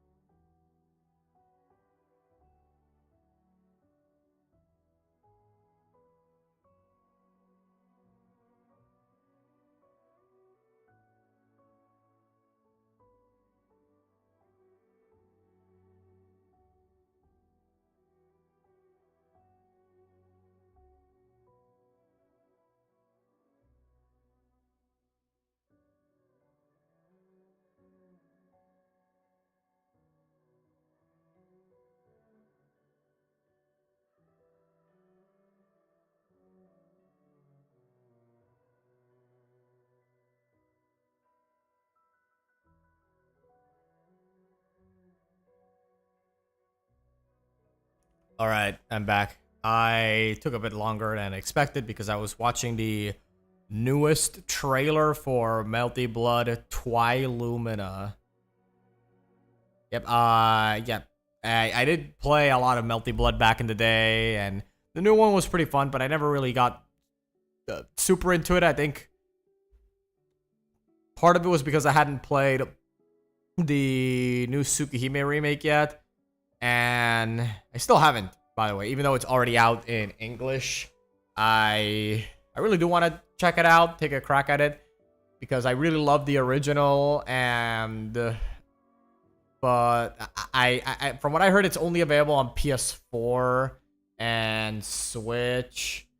And while I'm not against the idea of reading it on either or console, I'd rather just grab it on PC.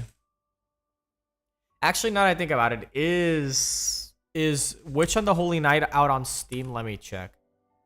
I don't remember. Let me open up Steam here real quick. I don't remember if Witch on the Holy Night. Like, what Type Moon visual novels are out on Steam? Because I know Fate Stay Night, and I believe Hollow Adoration are out. I do want to read those too, but I'm not as in a hurry to read those. Okay, Tsukihime's not there for sure. Fate / Stay Night. So Fate Stay Night Remastered is there. Fate Hollow Adoration Remastered is also there. Which on oh wait, hold on. Which on the Holy Night is also here. Wait a minute. Hey, wait a minute. So Witch on the Holy Night is also on Steam. Aniplex. Let's see what else they have here.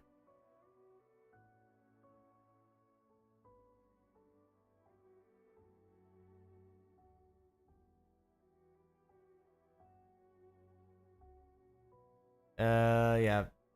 Yep, no Tsukihime on PC. Just the way I like it. Of course. Is there any news on Tsukihime beyond PC? Wait, hold on. Tsukihime PC. Tsukihime remake PC. Let me see. Emulator is currently the only way. Literally the first literally the first thing on Google, of course.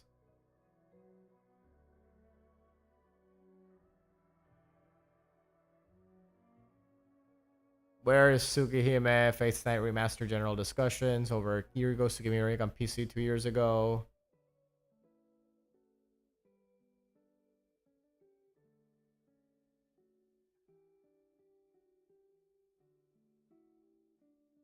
Yeah, basically, yeah. To play Tsukihime remake on PC, you would just have to play it on a Switch emulator.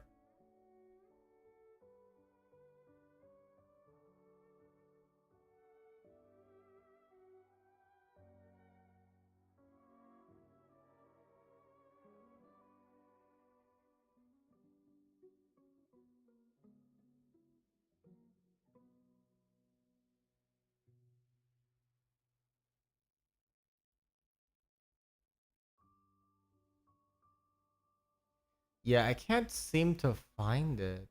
No. Nope.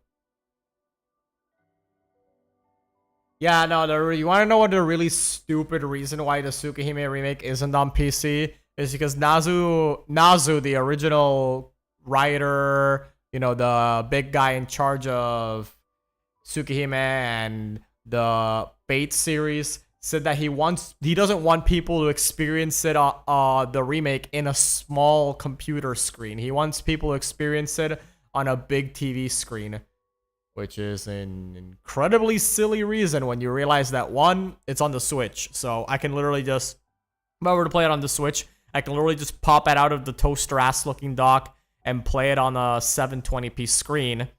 And secondly, my computer monitor is literally better than every TV I've ever owned in my life. So again, incredibly dumb of him to say that. Like, Nazu just comes up with the most head-ass reasons to not do shit. The bath's clear.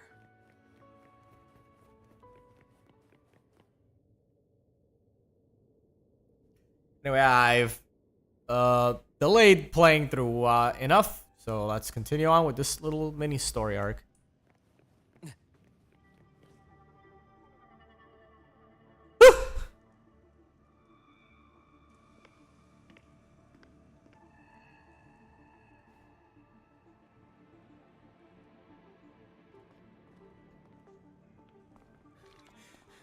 I know you've been here before.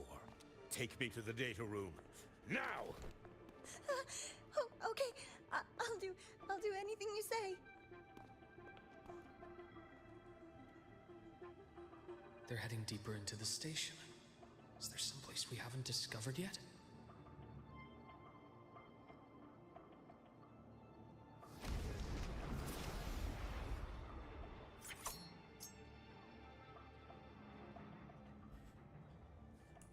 Obligatory gameplay part. Gotcha. I am the vessel. Accurate prediction. Rise anew. Time to incise. Shame. Just one misstep. Split in four. The path's clear. Hurry it up.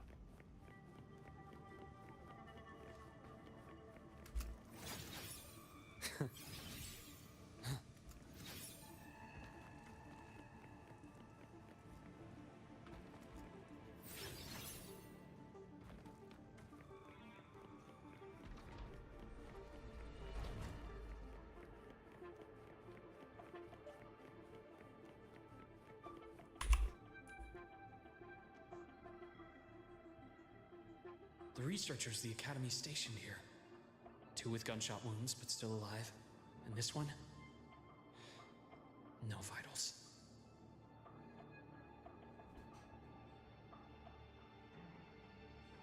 Their bleeding stopped. I should keep going after Warren.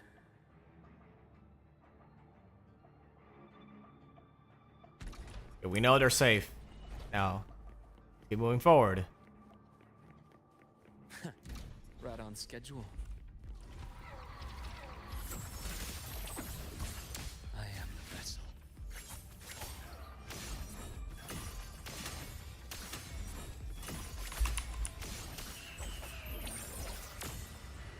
The path's clear. The module adapter and continue the pursuit. I'll yoink that. Can I open it up? Oh, it's already open. Spatial anomalies. Did someone reactivate the Skyarc system? Okay, let's see what the computer has to say. I'll get out of Lahai, Roy. Out of this cursed place.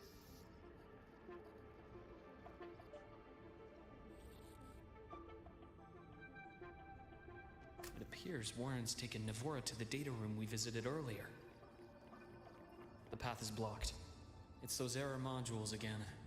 I should use the adapter.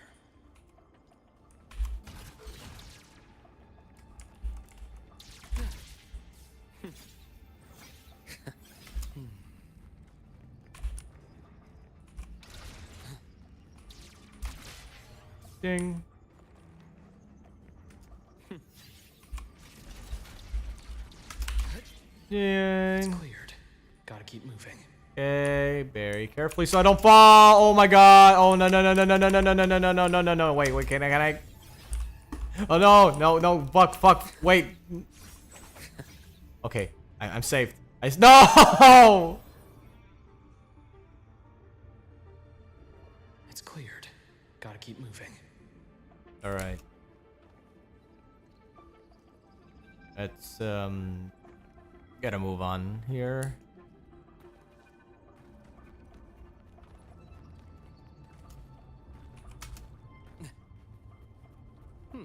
Refreshing. Almost there. Now, moment of truth.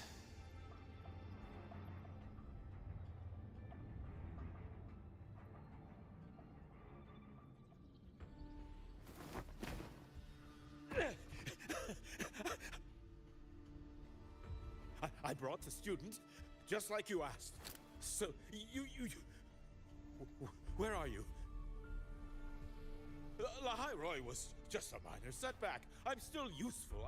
I still have work in the new federation. No, dude, it's like he wants to get back to his home country. He isn't too happy that they seem to be ignoring him. Say something.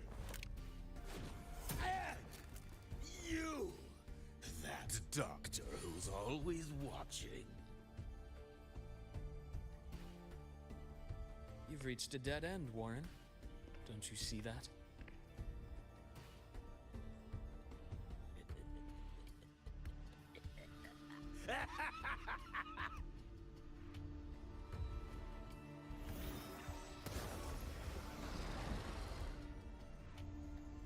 It's your dead end.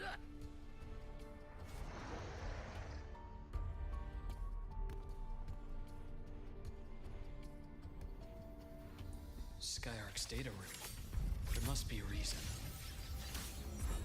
Is that just impulse? Or perhaps...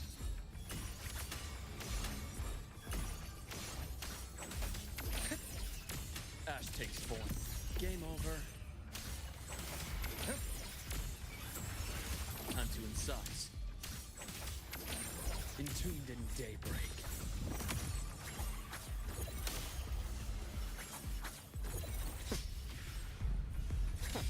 Ding! Split form. I bestow eternal peace. There you go. Next up.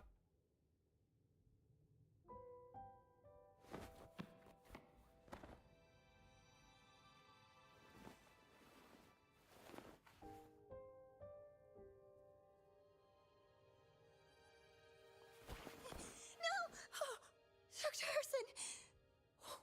Warren, is he? He's only unconscious. Everything's okay, Navora. How are you feeling? I'm fine. It's just that he struck me in the back of the neck.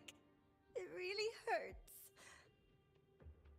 I'm really scared.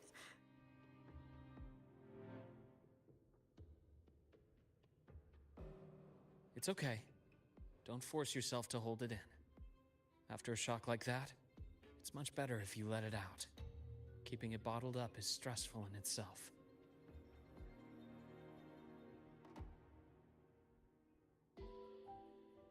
Take your time. Tell me what happened when you're ready. Okay. I'll try. I need a moment.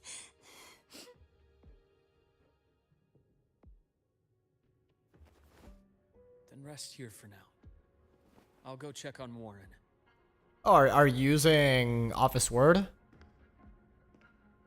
Or are you on Linux and using its equivalent? I fell asleep on the hospital bed. When I woke up and opened my eyes, Warren was pointing a gun at my head.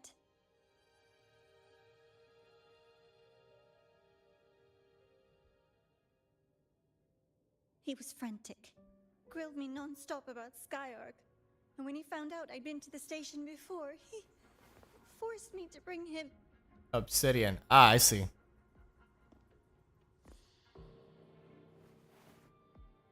Wait! Those researchers by the door!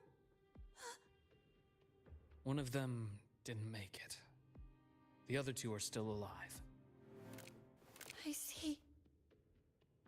As for what else happened, I don't really remember.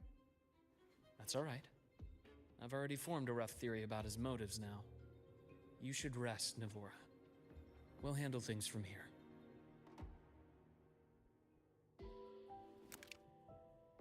Is that so?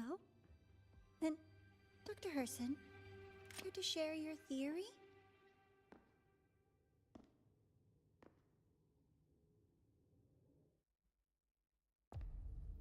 Okay. Oh, special cutscene. Yeah, I was about to say something, but wait. Okay, let's just watch.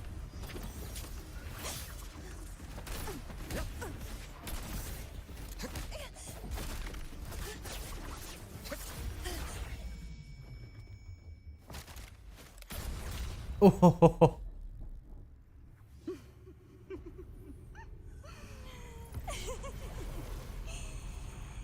Oh, Doctor. How mean. Is that any way to treat a student? I'm afraid identity theft is not in the curriculum. Isn't that right, Grand Architect of the Fraxidus?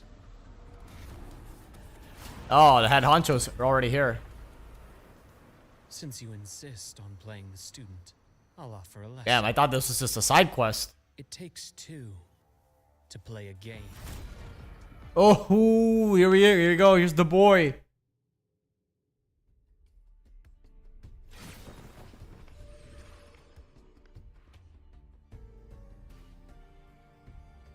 My, played me for a fool, didn't you? I was going to kill you for a little one-on-one time with Rover. Shame.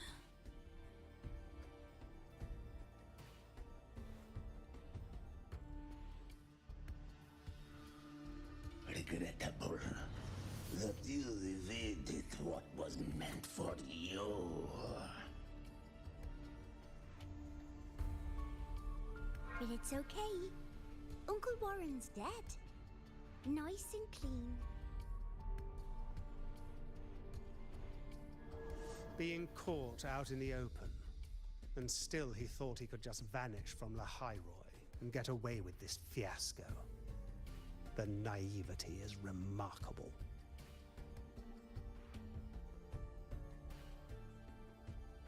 Anyway, I got back what I wanted too, so I'm a happy girl. On my way here, I kept wondering why you acted so quickly. Didn't fit your usual style of staying in character until the very end. Just as I thought. You were after this pen. Ah, yes, my precious. I couldn't find it anywhere, so it was you who took it from me. This is the first time someone's taken something from me. Oh, I almost forgot to ask. When did you begin to suspect? If you must know, my suspicions began to deepen during our last visit to the space station, when you feigned that injury. Your acting had been flawless, Grand Architect, but even you cannot mimic what you don't understand. Death itself. To an immortal like you, no matter how many times you die, it's just another lost identity. And I happen to have seen you die before. Oh? Is this why you've had your eye on me all this time? Let me think. Whoops. Can't seem to remember. My bad.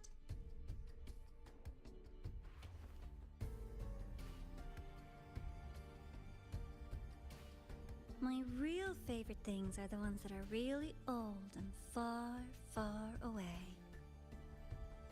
But you're something special, Dr. Herson. You're the first person in forever to ever come this close. Without you, the game in the Hyroi would be so boring. So, you get prizes. And I promise, it's right up your alley.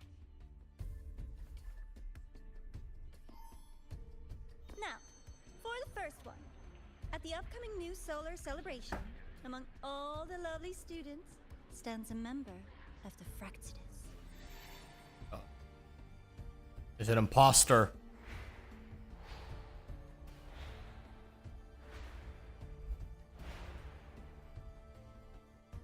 I'm so looking forward to that child's performance. Telling us this doesn't do your spy any good. But that's what makes it fun! It's a cat and mouse game. The mouse needs to know the cat is coming, or how else will it run fast enough on its little wheel?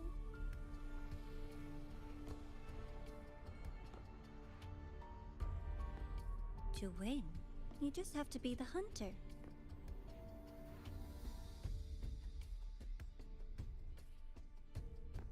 And if if you do end up catching that child, that just proves they were useless anyway.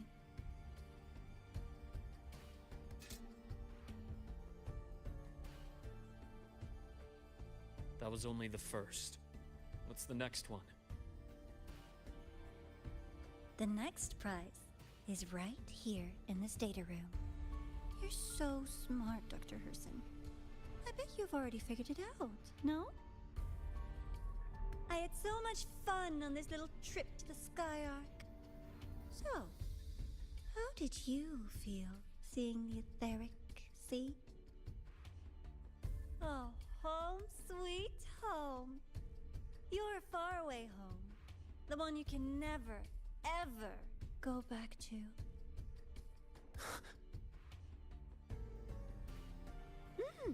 Meeting you there wasn't all for nothing. The look on your face was the sweetest treat.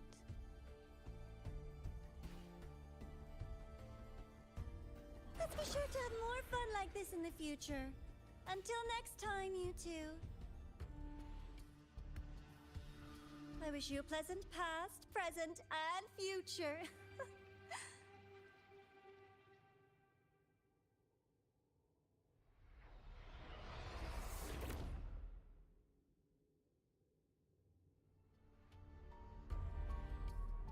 Why did you stop me? You think we couldn't have stopped her here? Yes. My goal was to gather intelligence, not apprehend the Fraxidus' grand architect. When we dug up my father's empty grave, I realized that it is no simple feat to find an immortal who leaves no trail. The grand architect may appear to act on a whim, but in my observation, that playfulness is just another layer of disguise. There's a purpose behind it. When Nana called earlier, something felt off. Warren is a researcher himself. Why would he need to take a student hostage to investigate a debris field? Even if he did, breaking into the infirmary and letting Nana send a distress call was a sloppy strategy. Of course I'd be the first person she contacted. So that's why you called me afterwards. I did hear Navora say you've had her in the infirmary all this time. You were keeping an eye on her then. I was waiting for her to show her hand. Until then, it was all speculation. I needed to see her end the act to be sure. Immortal, 1,000 faces. We've managed to gather quite a bit of intel on the Grand Architect. If I'm not mistaken, there should be something more important hidden in this room. Otherwise, she wouldn't have called it a prize.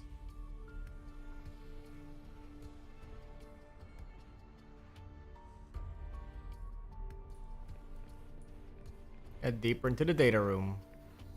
Oh, we're gonna be done with this one. Damn, it keeps going. I guess it's just one of the longer quests. I said I thought generally this was a side quest, but nope. Turns out it's a major component in this current story arc.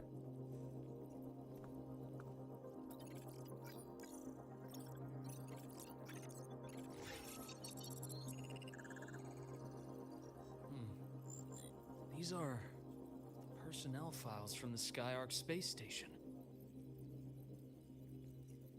This lettering.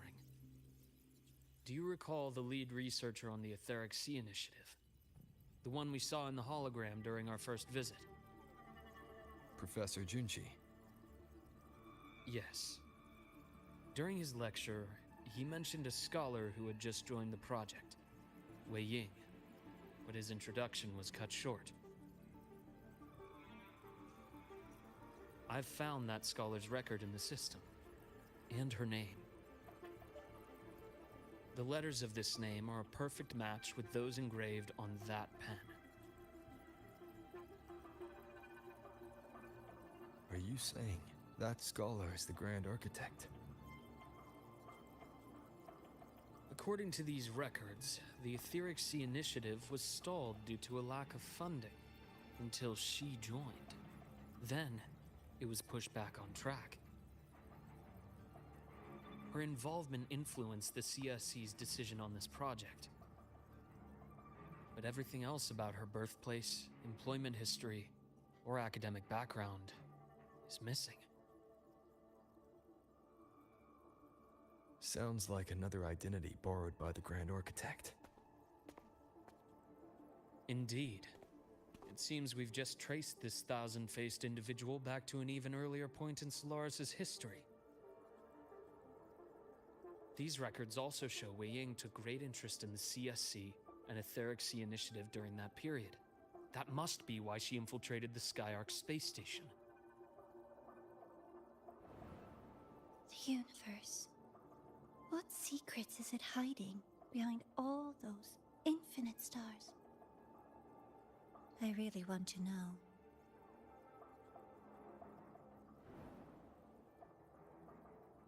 And about that footage...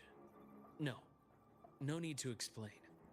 The fewer people who know about your secret, the better. It just occurred to me that this wasn't a coincidence. If her goal in the past involved you, then it's something to keep in mind on your journey ahead.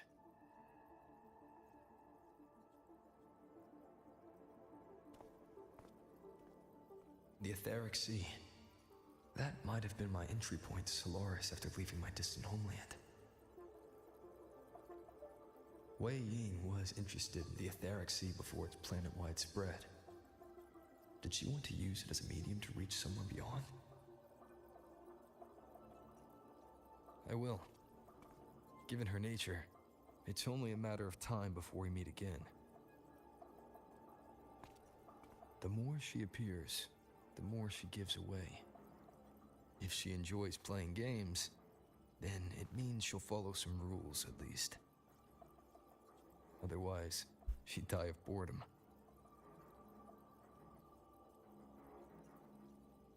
Huh. Exactly. And as I've said before, sometimes style, personal taste, and ambition can be more revealing than intended. The Fraxidus has more than one base in Solaris, and I'm far from the only one with a grudge or an interest in their activities. Until now, the Grand Architect has been like a reflection in water. She never appears as her own person, only by the faces of the already dead. But now, her fascination with what lies beyond all those infinite stars is a thread we can pull. We can start identifying which schemes bear her signature. And the Court of Savante, since our Grand Architect has taken interest in them before, a trip to Mengzhou may be worth a visit. The Court of Savante was active in Mengzhou? Just a rumor. They say a city was built there under their direction. There may be clues there.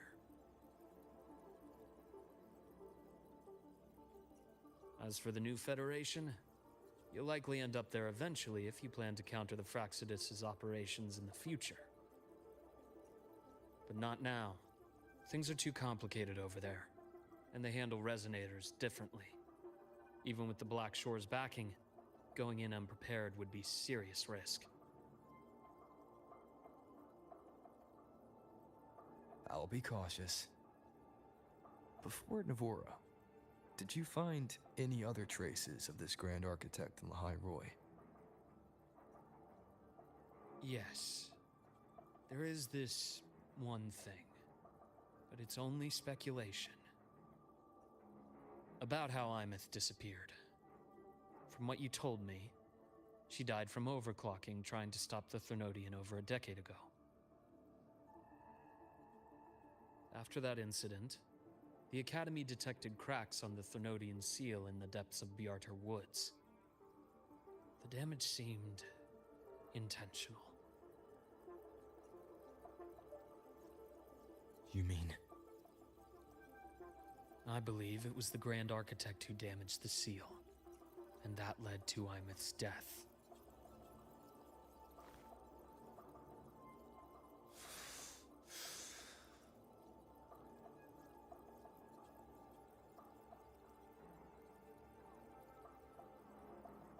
Lucila's people will handle things here now. We should leave. swear. Let's go clear our minds. You shouldn't sit with this alone.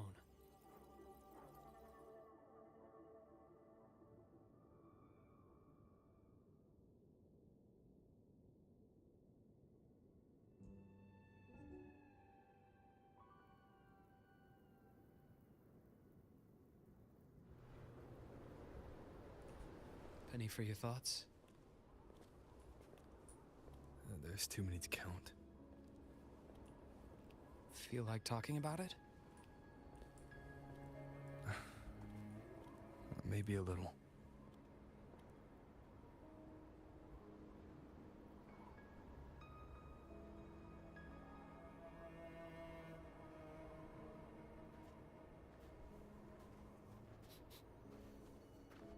I keep wondering if the choices I made in the past were the right ones.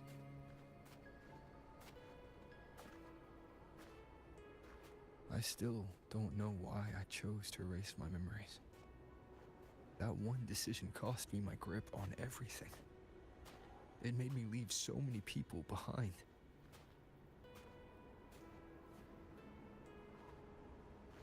You, Imeth, those at the Black Shores, and probably more I don't even know or remember now. I pulled everyone into my grand plan to save the world. And when it mattered most, I wasn't even there. If we can't save Imeth, she'll just be forgotten, left to drift in the void forever. Even if that hadn't happened, your path was always destined to diverge from most of ours. You know your lifespan is immense.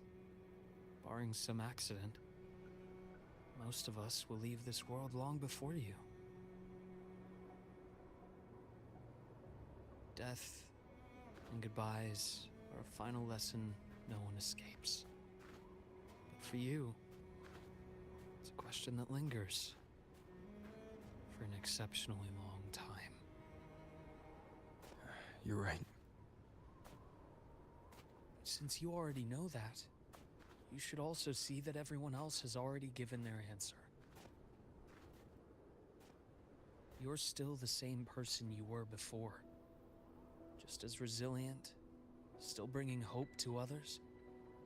That's why, after all these years, we're still willing to stand with you. And it's not because you're a supposed savior. It's because you've always been you. And we're not just doing this for you. We're doing it for Solaris. For the future we all chose to fight for. We chose this path ourselves. You have nothing to feel guilty for. One can only move forward by making peace with what's lost. You taught me that a long time ago. In the end, I failed to find my father's murderer. I failed to protect Rhine. Failed to protect my own family.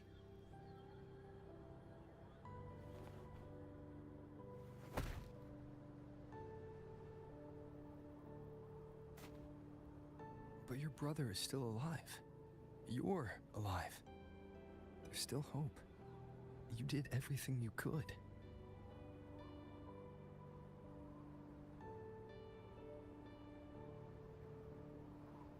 Who knows when I'll wake up next time.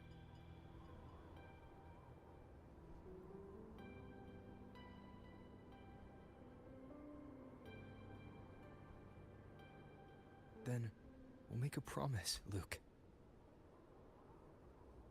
We'll see each other again next winter. You'll open your eyes, and I'll be standing right here, just like today.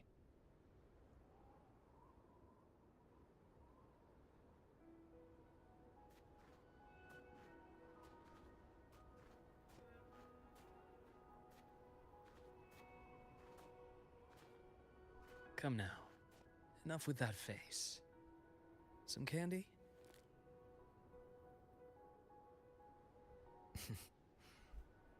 You always carry candy with you.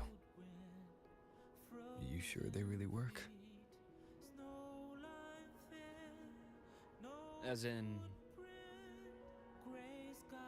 It'll help take the edge off and lighten the mood? Your words. Ah, that. Honestly, not really. It's become more of a habit of mine. As a boy, I'd have one whenever things felt too big to handle. The sweetness was a distraction. Something to look forward to. Later, after I inherited Naviale, I realized there were still so many things I couldn't control. So I'd eat them to cope. Especially when I was up to my neck in trouble thanks to my business associates. Even after I left the company and set out to follow the Fraxidus' trail on my own, I'd be chewing on one while I watched those who helped me die right in front of me. Still powerless, it seems.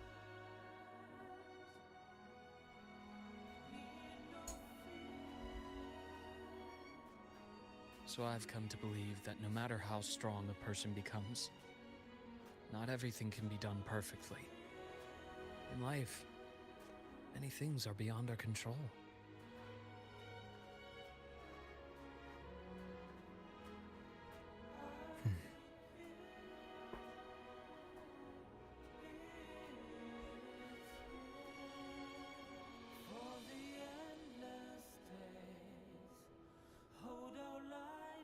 But I still enjoy candy. It reminds me that meeting people is still a gift, even if I know I might lose them one day. If you let grief and anger burn you out, you become obsessed with results. You forget the joy you felt along the way. A little sweetness helps keep the numbness at bay.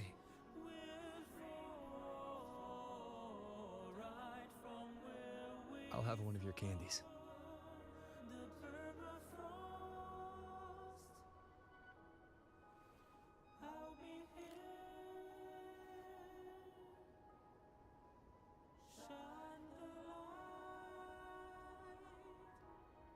Doesn't taste good, does it?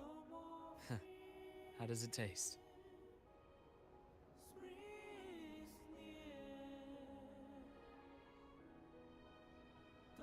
Luke, my chances of saving Armeth, they're pretty slim, aren't they?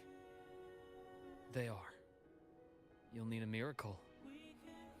But you've always been good at making those happen.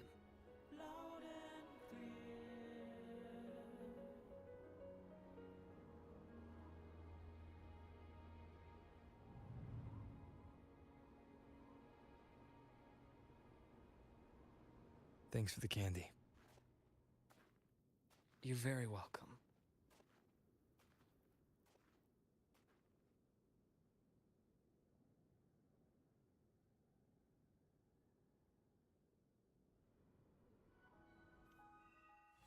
Ching. Quest complete.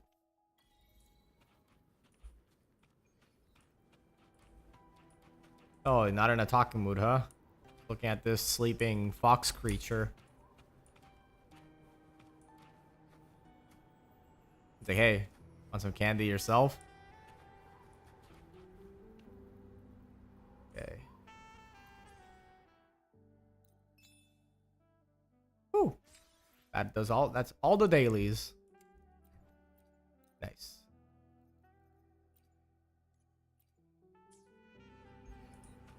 Okay, so is there anything else to take care of?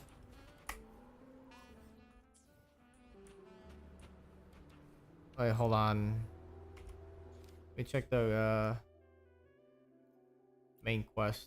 The new solar celebrations is around the corner, yet President Lucilla detects a mystery frequency appearing in the Academy's dark side.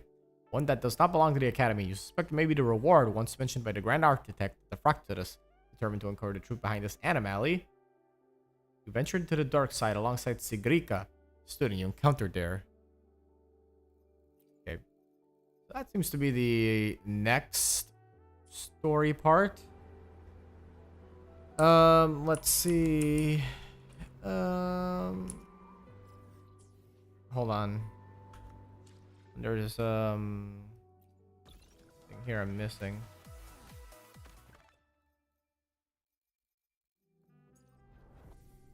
Something I'm missing here.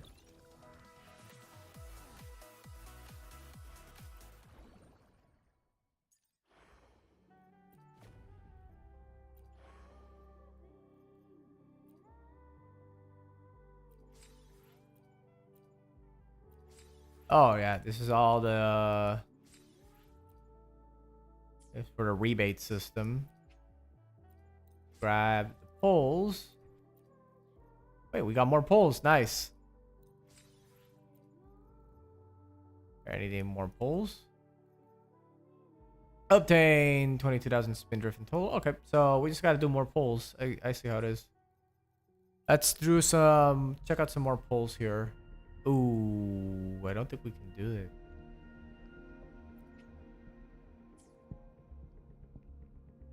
Is there anything else? Yeah, because we usually just have the one of. For the gold, for one of thing, it would just be 6. I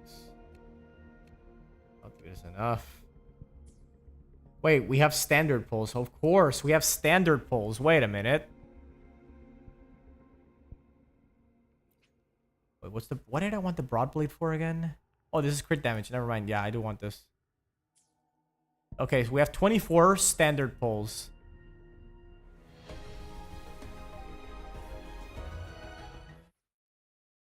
Okay. Do one more.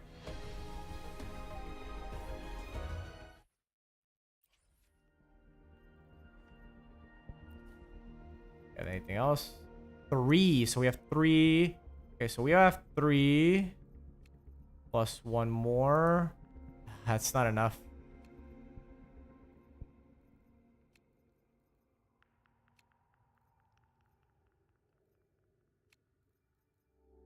Damn. We do have weapon pulls. Okay. Let's try getting the weapon. Wouldn't be fun to maybe see if we can get one more for the multi and the character banner. Wouldn't it be funny if I get Hiyuki's weapon before I get Hiyuki? That would be so funny. Nah, it's not how it works. Let's see. 3. So we get 3 here. Really? Get 3 here. 1 here. Yeah, still not enough.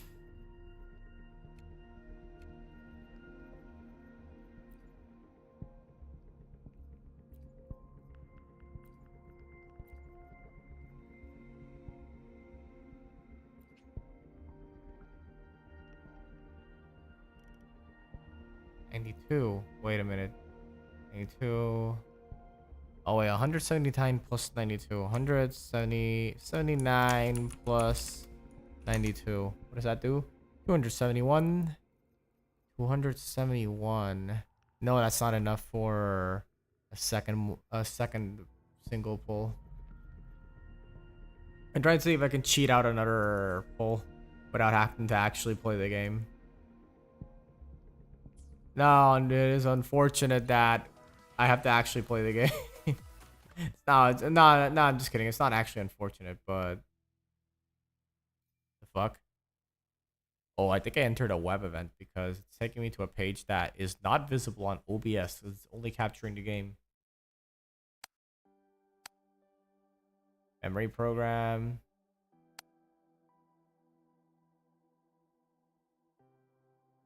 The longest day I spent in Solaris happened on April 14th. April of last year. And that day you were on Solaris for 9 hours and 42 minutes. What the fuck? Wait. Apparently, according to this game, last year I was logged into the game for 10 hours, almost 10 hours. What the fuck? What was I doing? Did I went to go take a fat shit and just forgot the game was running? Past year, you spend away plates, spend away plates, most amount of away plates, fighting the Tacit Field, Mornfell Canyon. What made you take on the challenge time and again? Oh, that's farming for materials, for the gear grind.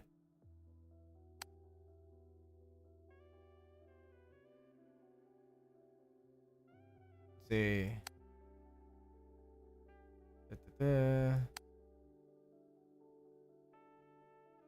Over the past year, which companion stood by your side the most?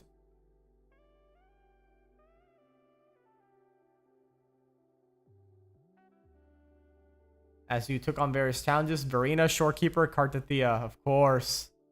Yeah, of course. Shorekeeper. Restored the most HP.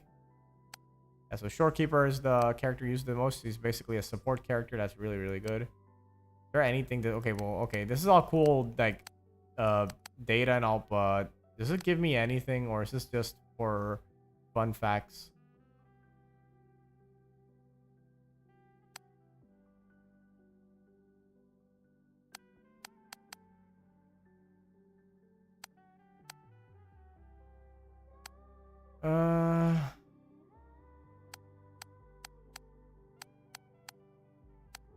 Let me just click through this. Maybe I'll...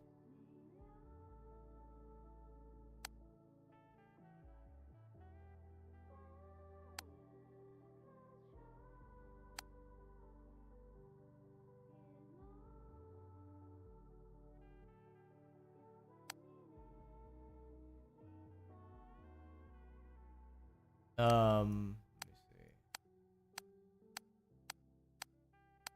My final video for Nipote on future lore videos. I don't want people distracted or annoyed with too many footnote numbers showing up in the corners, but I want to provide that info. Yeah, you could try to condense it. Maybe even add the sources to the video description. Just say at the beginning, all sources are in the video description, so you don't have to constantly bring them up over and over.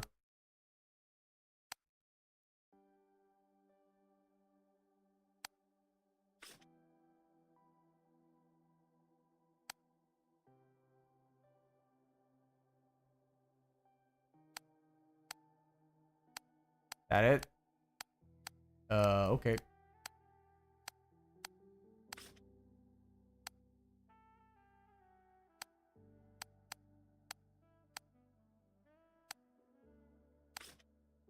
Flame.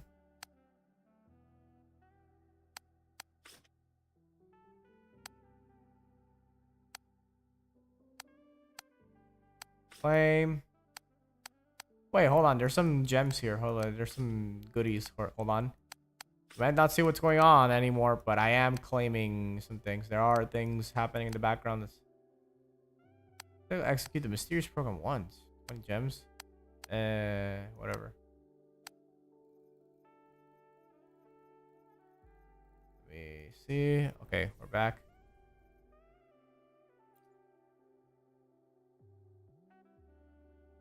What about this?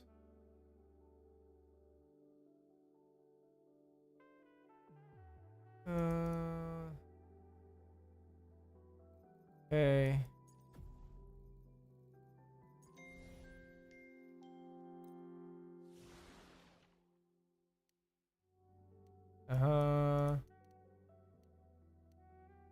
Anything else?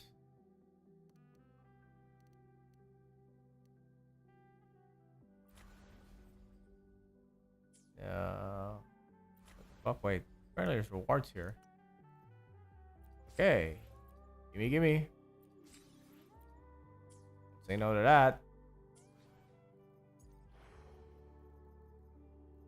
Obtain Spindrift.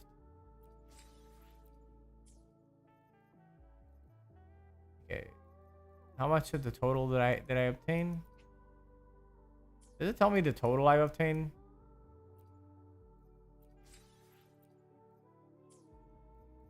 Yeah, because I want to know the total, but it won't actually tell me yet.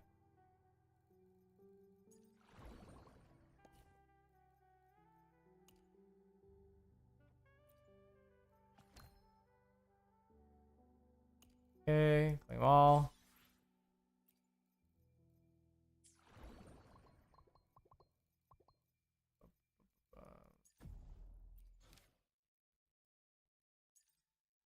Not it.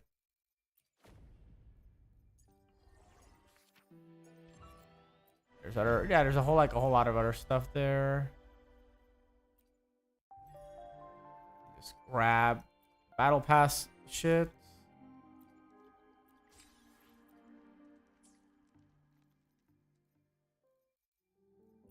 It's not done yet. Oh yeah, because I have to take a look at this, the paid channel. Ooh, you can spend money. Don't do it. Don't do it. Don't.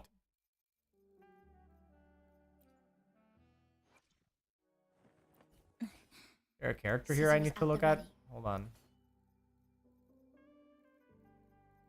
What haven't I looked at? I don't get why is it pointing me to the character list? Something I'm missing. Oh yeah, because I got her a dupe of her. Hold on. So yeah, the dupe means I just gotta activate this. Yeah, I completely forgot I got pity broken by her.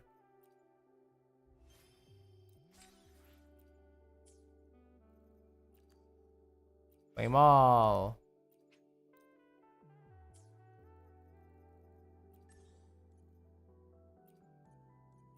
Yeah. That's just endgame content. I'll do it some other time.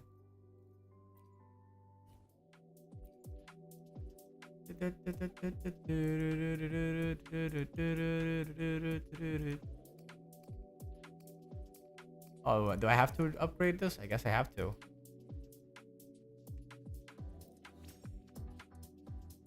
So we have to.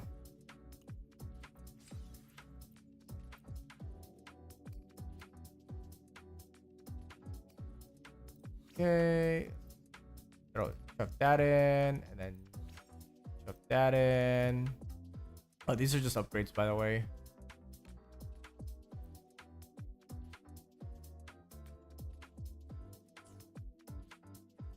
Wait, did I just change it? Oh, it permanently changed it. Fuck. Yeah, look, yeah, they have collabs for the bike. See, here's one of Persona 5 of Violet. And here's one of the Jonkler, yeah, from the Ass Loom. Here's one of Makoto. There's one of a bunch of other characters here. These are like premium library. This one's a paid skin. And yeah, they even made one for Angry Birds. And Kaiju number 8. Anyway, made like a few for Haikyuu. They even made one for that one game that came out, the Dad Simulator, Pragmata.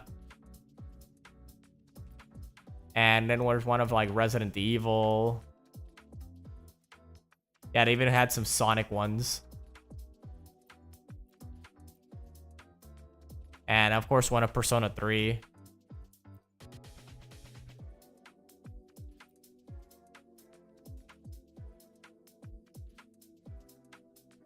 Yeah, some very silly stuff. Anyway, back to the premium yellow. No, because I want to have the bike looking just like a jet spike.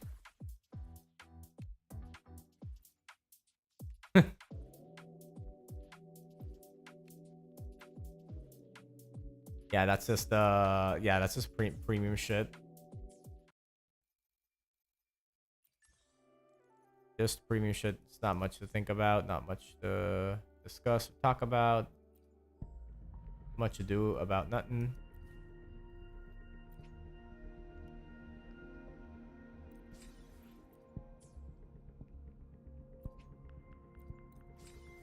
Two more, and now we have 10 for another multiple for Hiyuki. All right, here we go.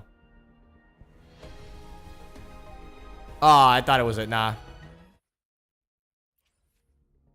All right, let's see the how far are we? How deep in the weeds are we in?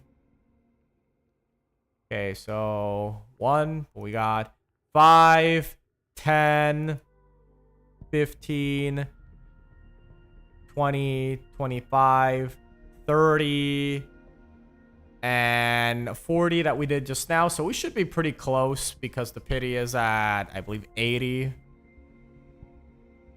Yep, just we're about halfway through. The soft pity should start kicking in, and then we get her, and then it'll be totally worth it. Well, we still got 19 days left and a whole lot of content we haven't done yet, so it's still all hokey dokey. It'll be all good. Yeah. Anyway, that's about what we got for tonight. I'll try to stream tomorrow on when's a good time to stream? Yeah, well, tomorrow obviously at around the usual time I try to stream, which is about at nighttime period. I'll try to maybe check. I'll think about what I do that day. Maybe it'll be Umamusume. I don't know. I'll come up with it later.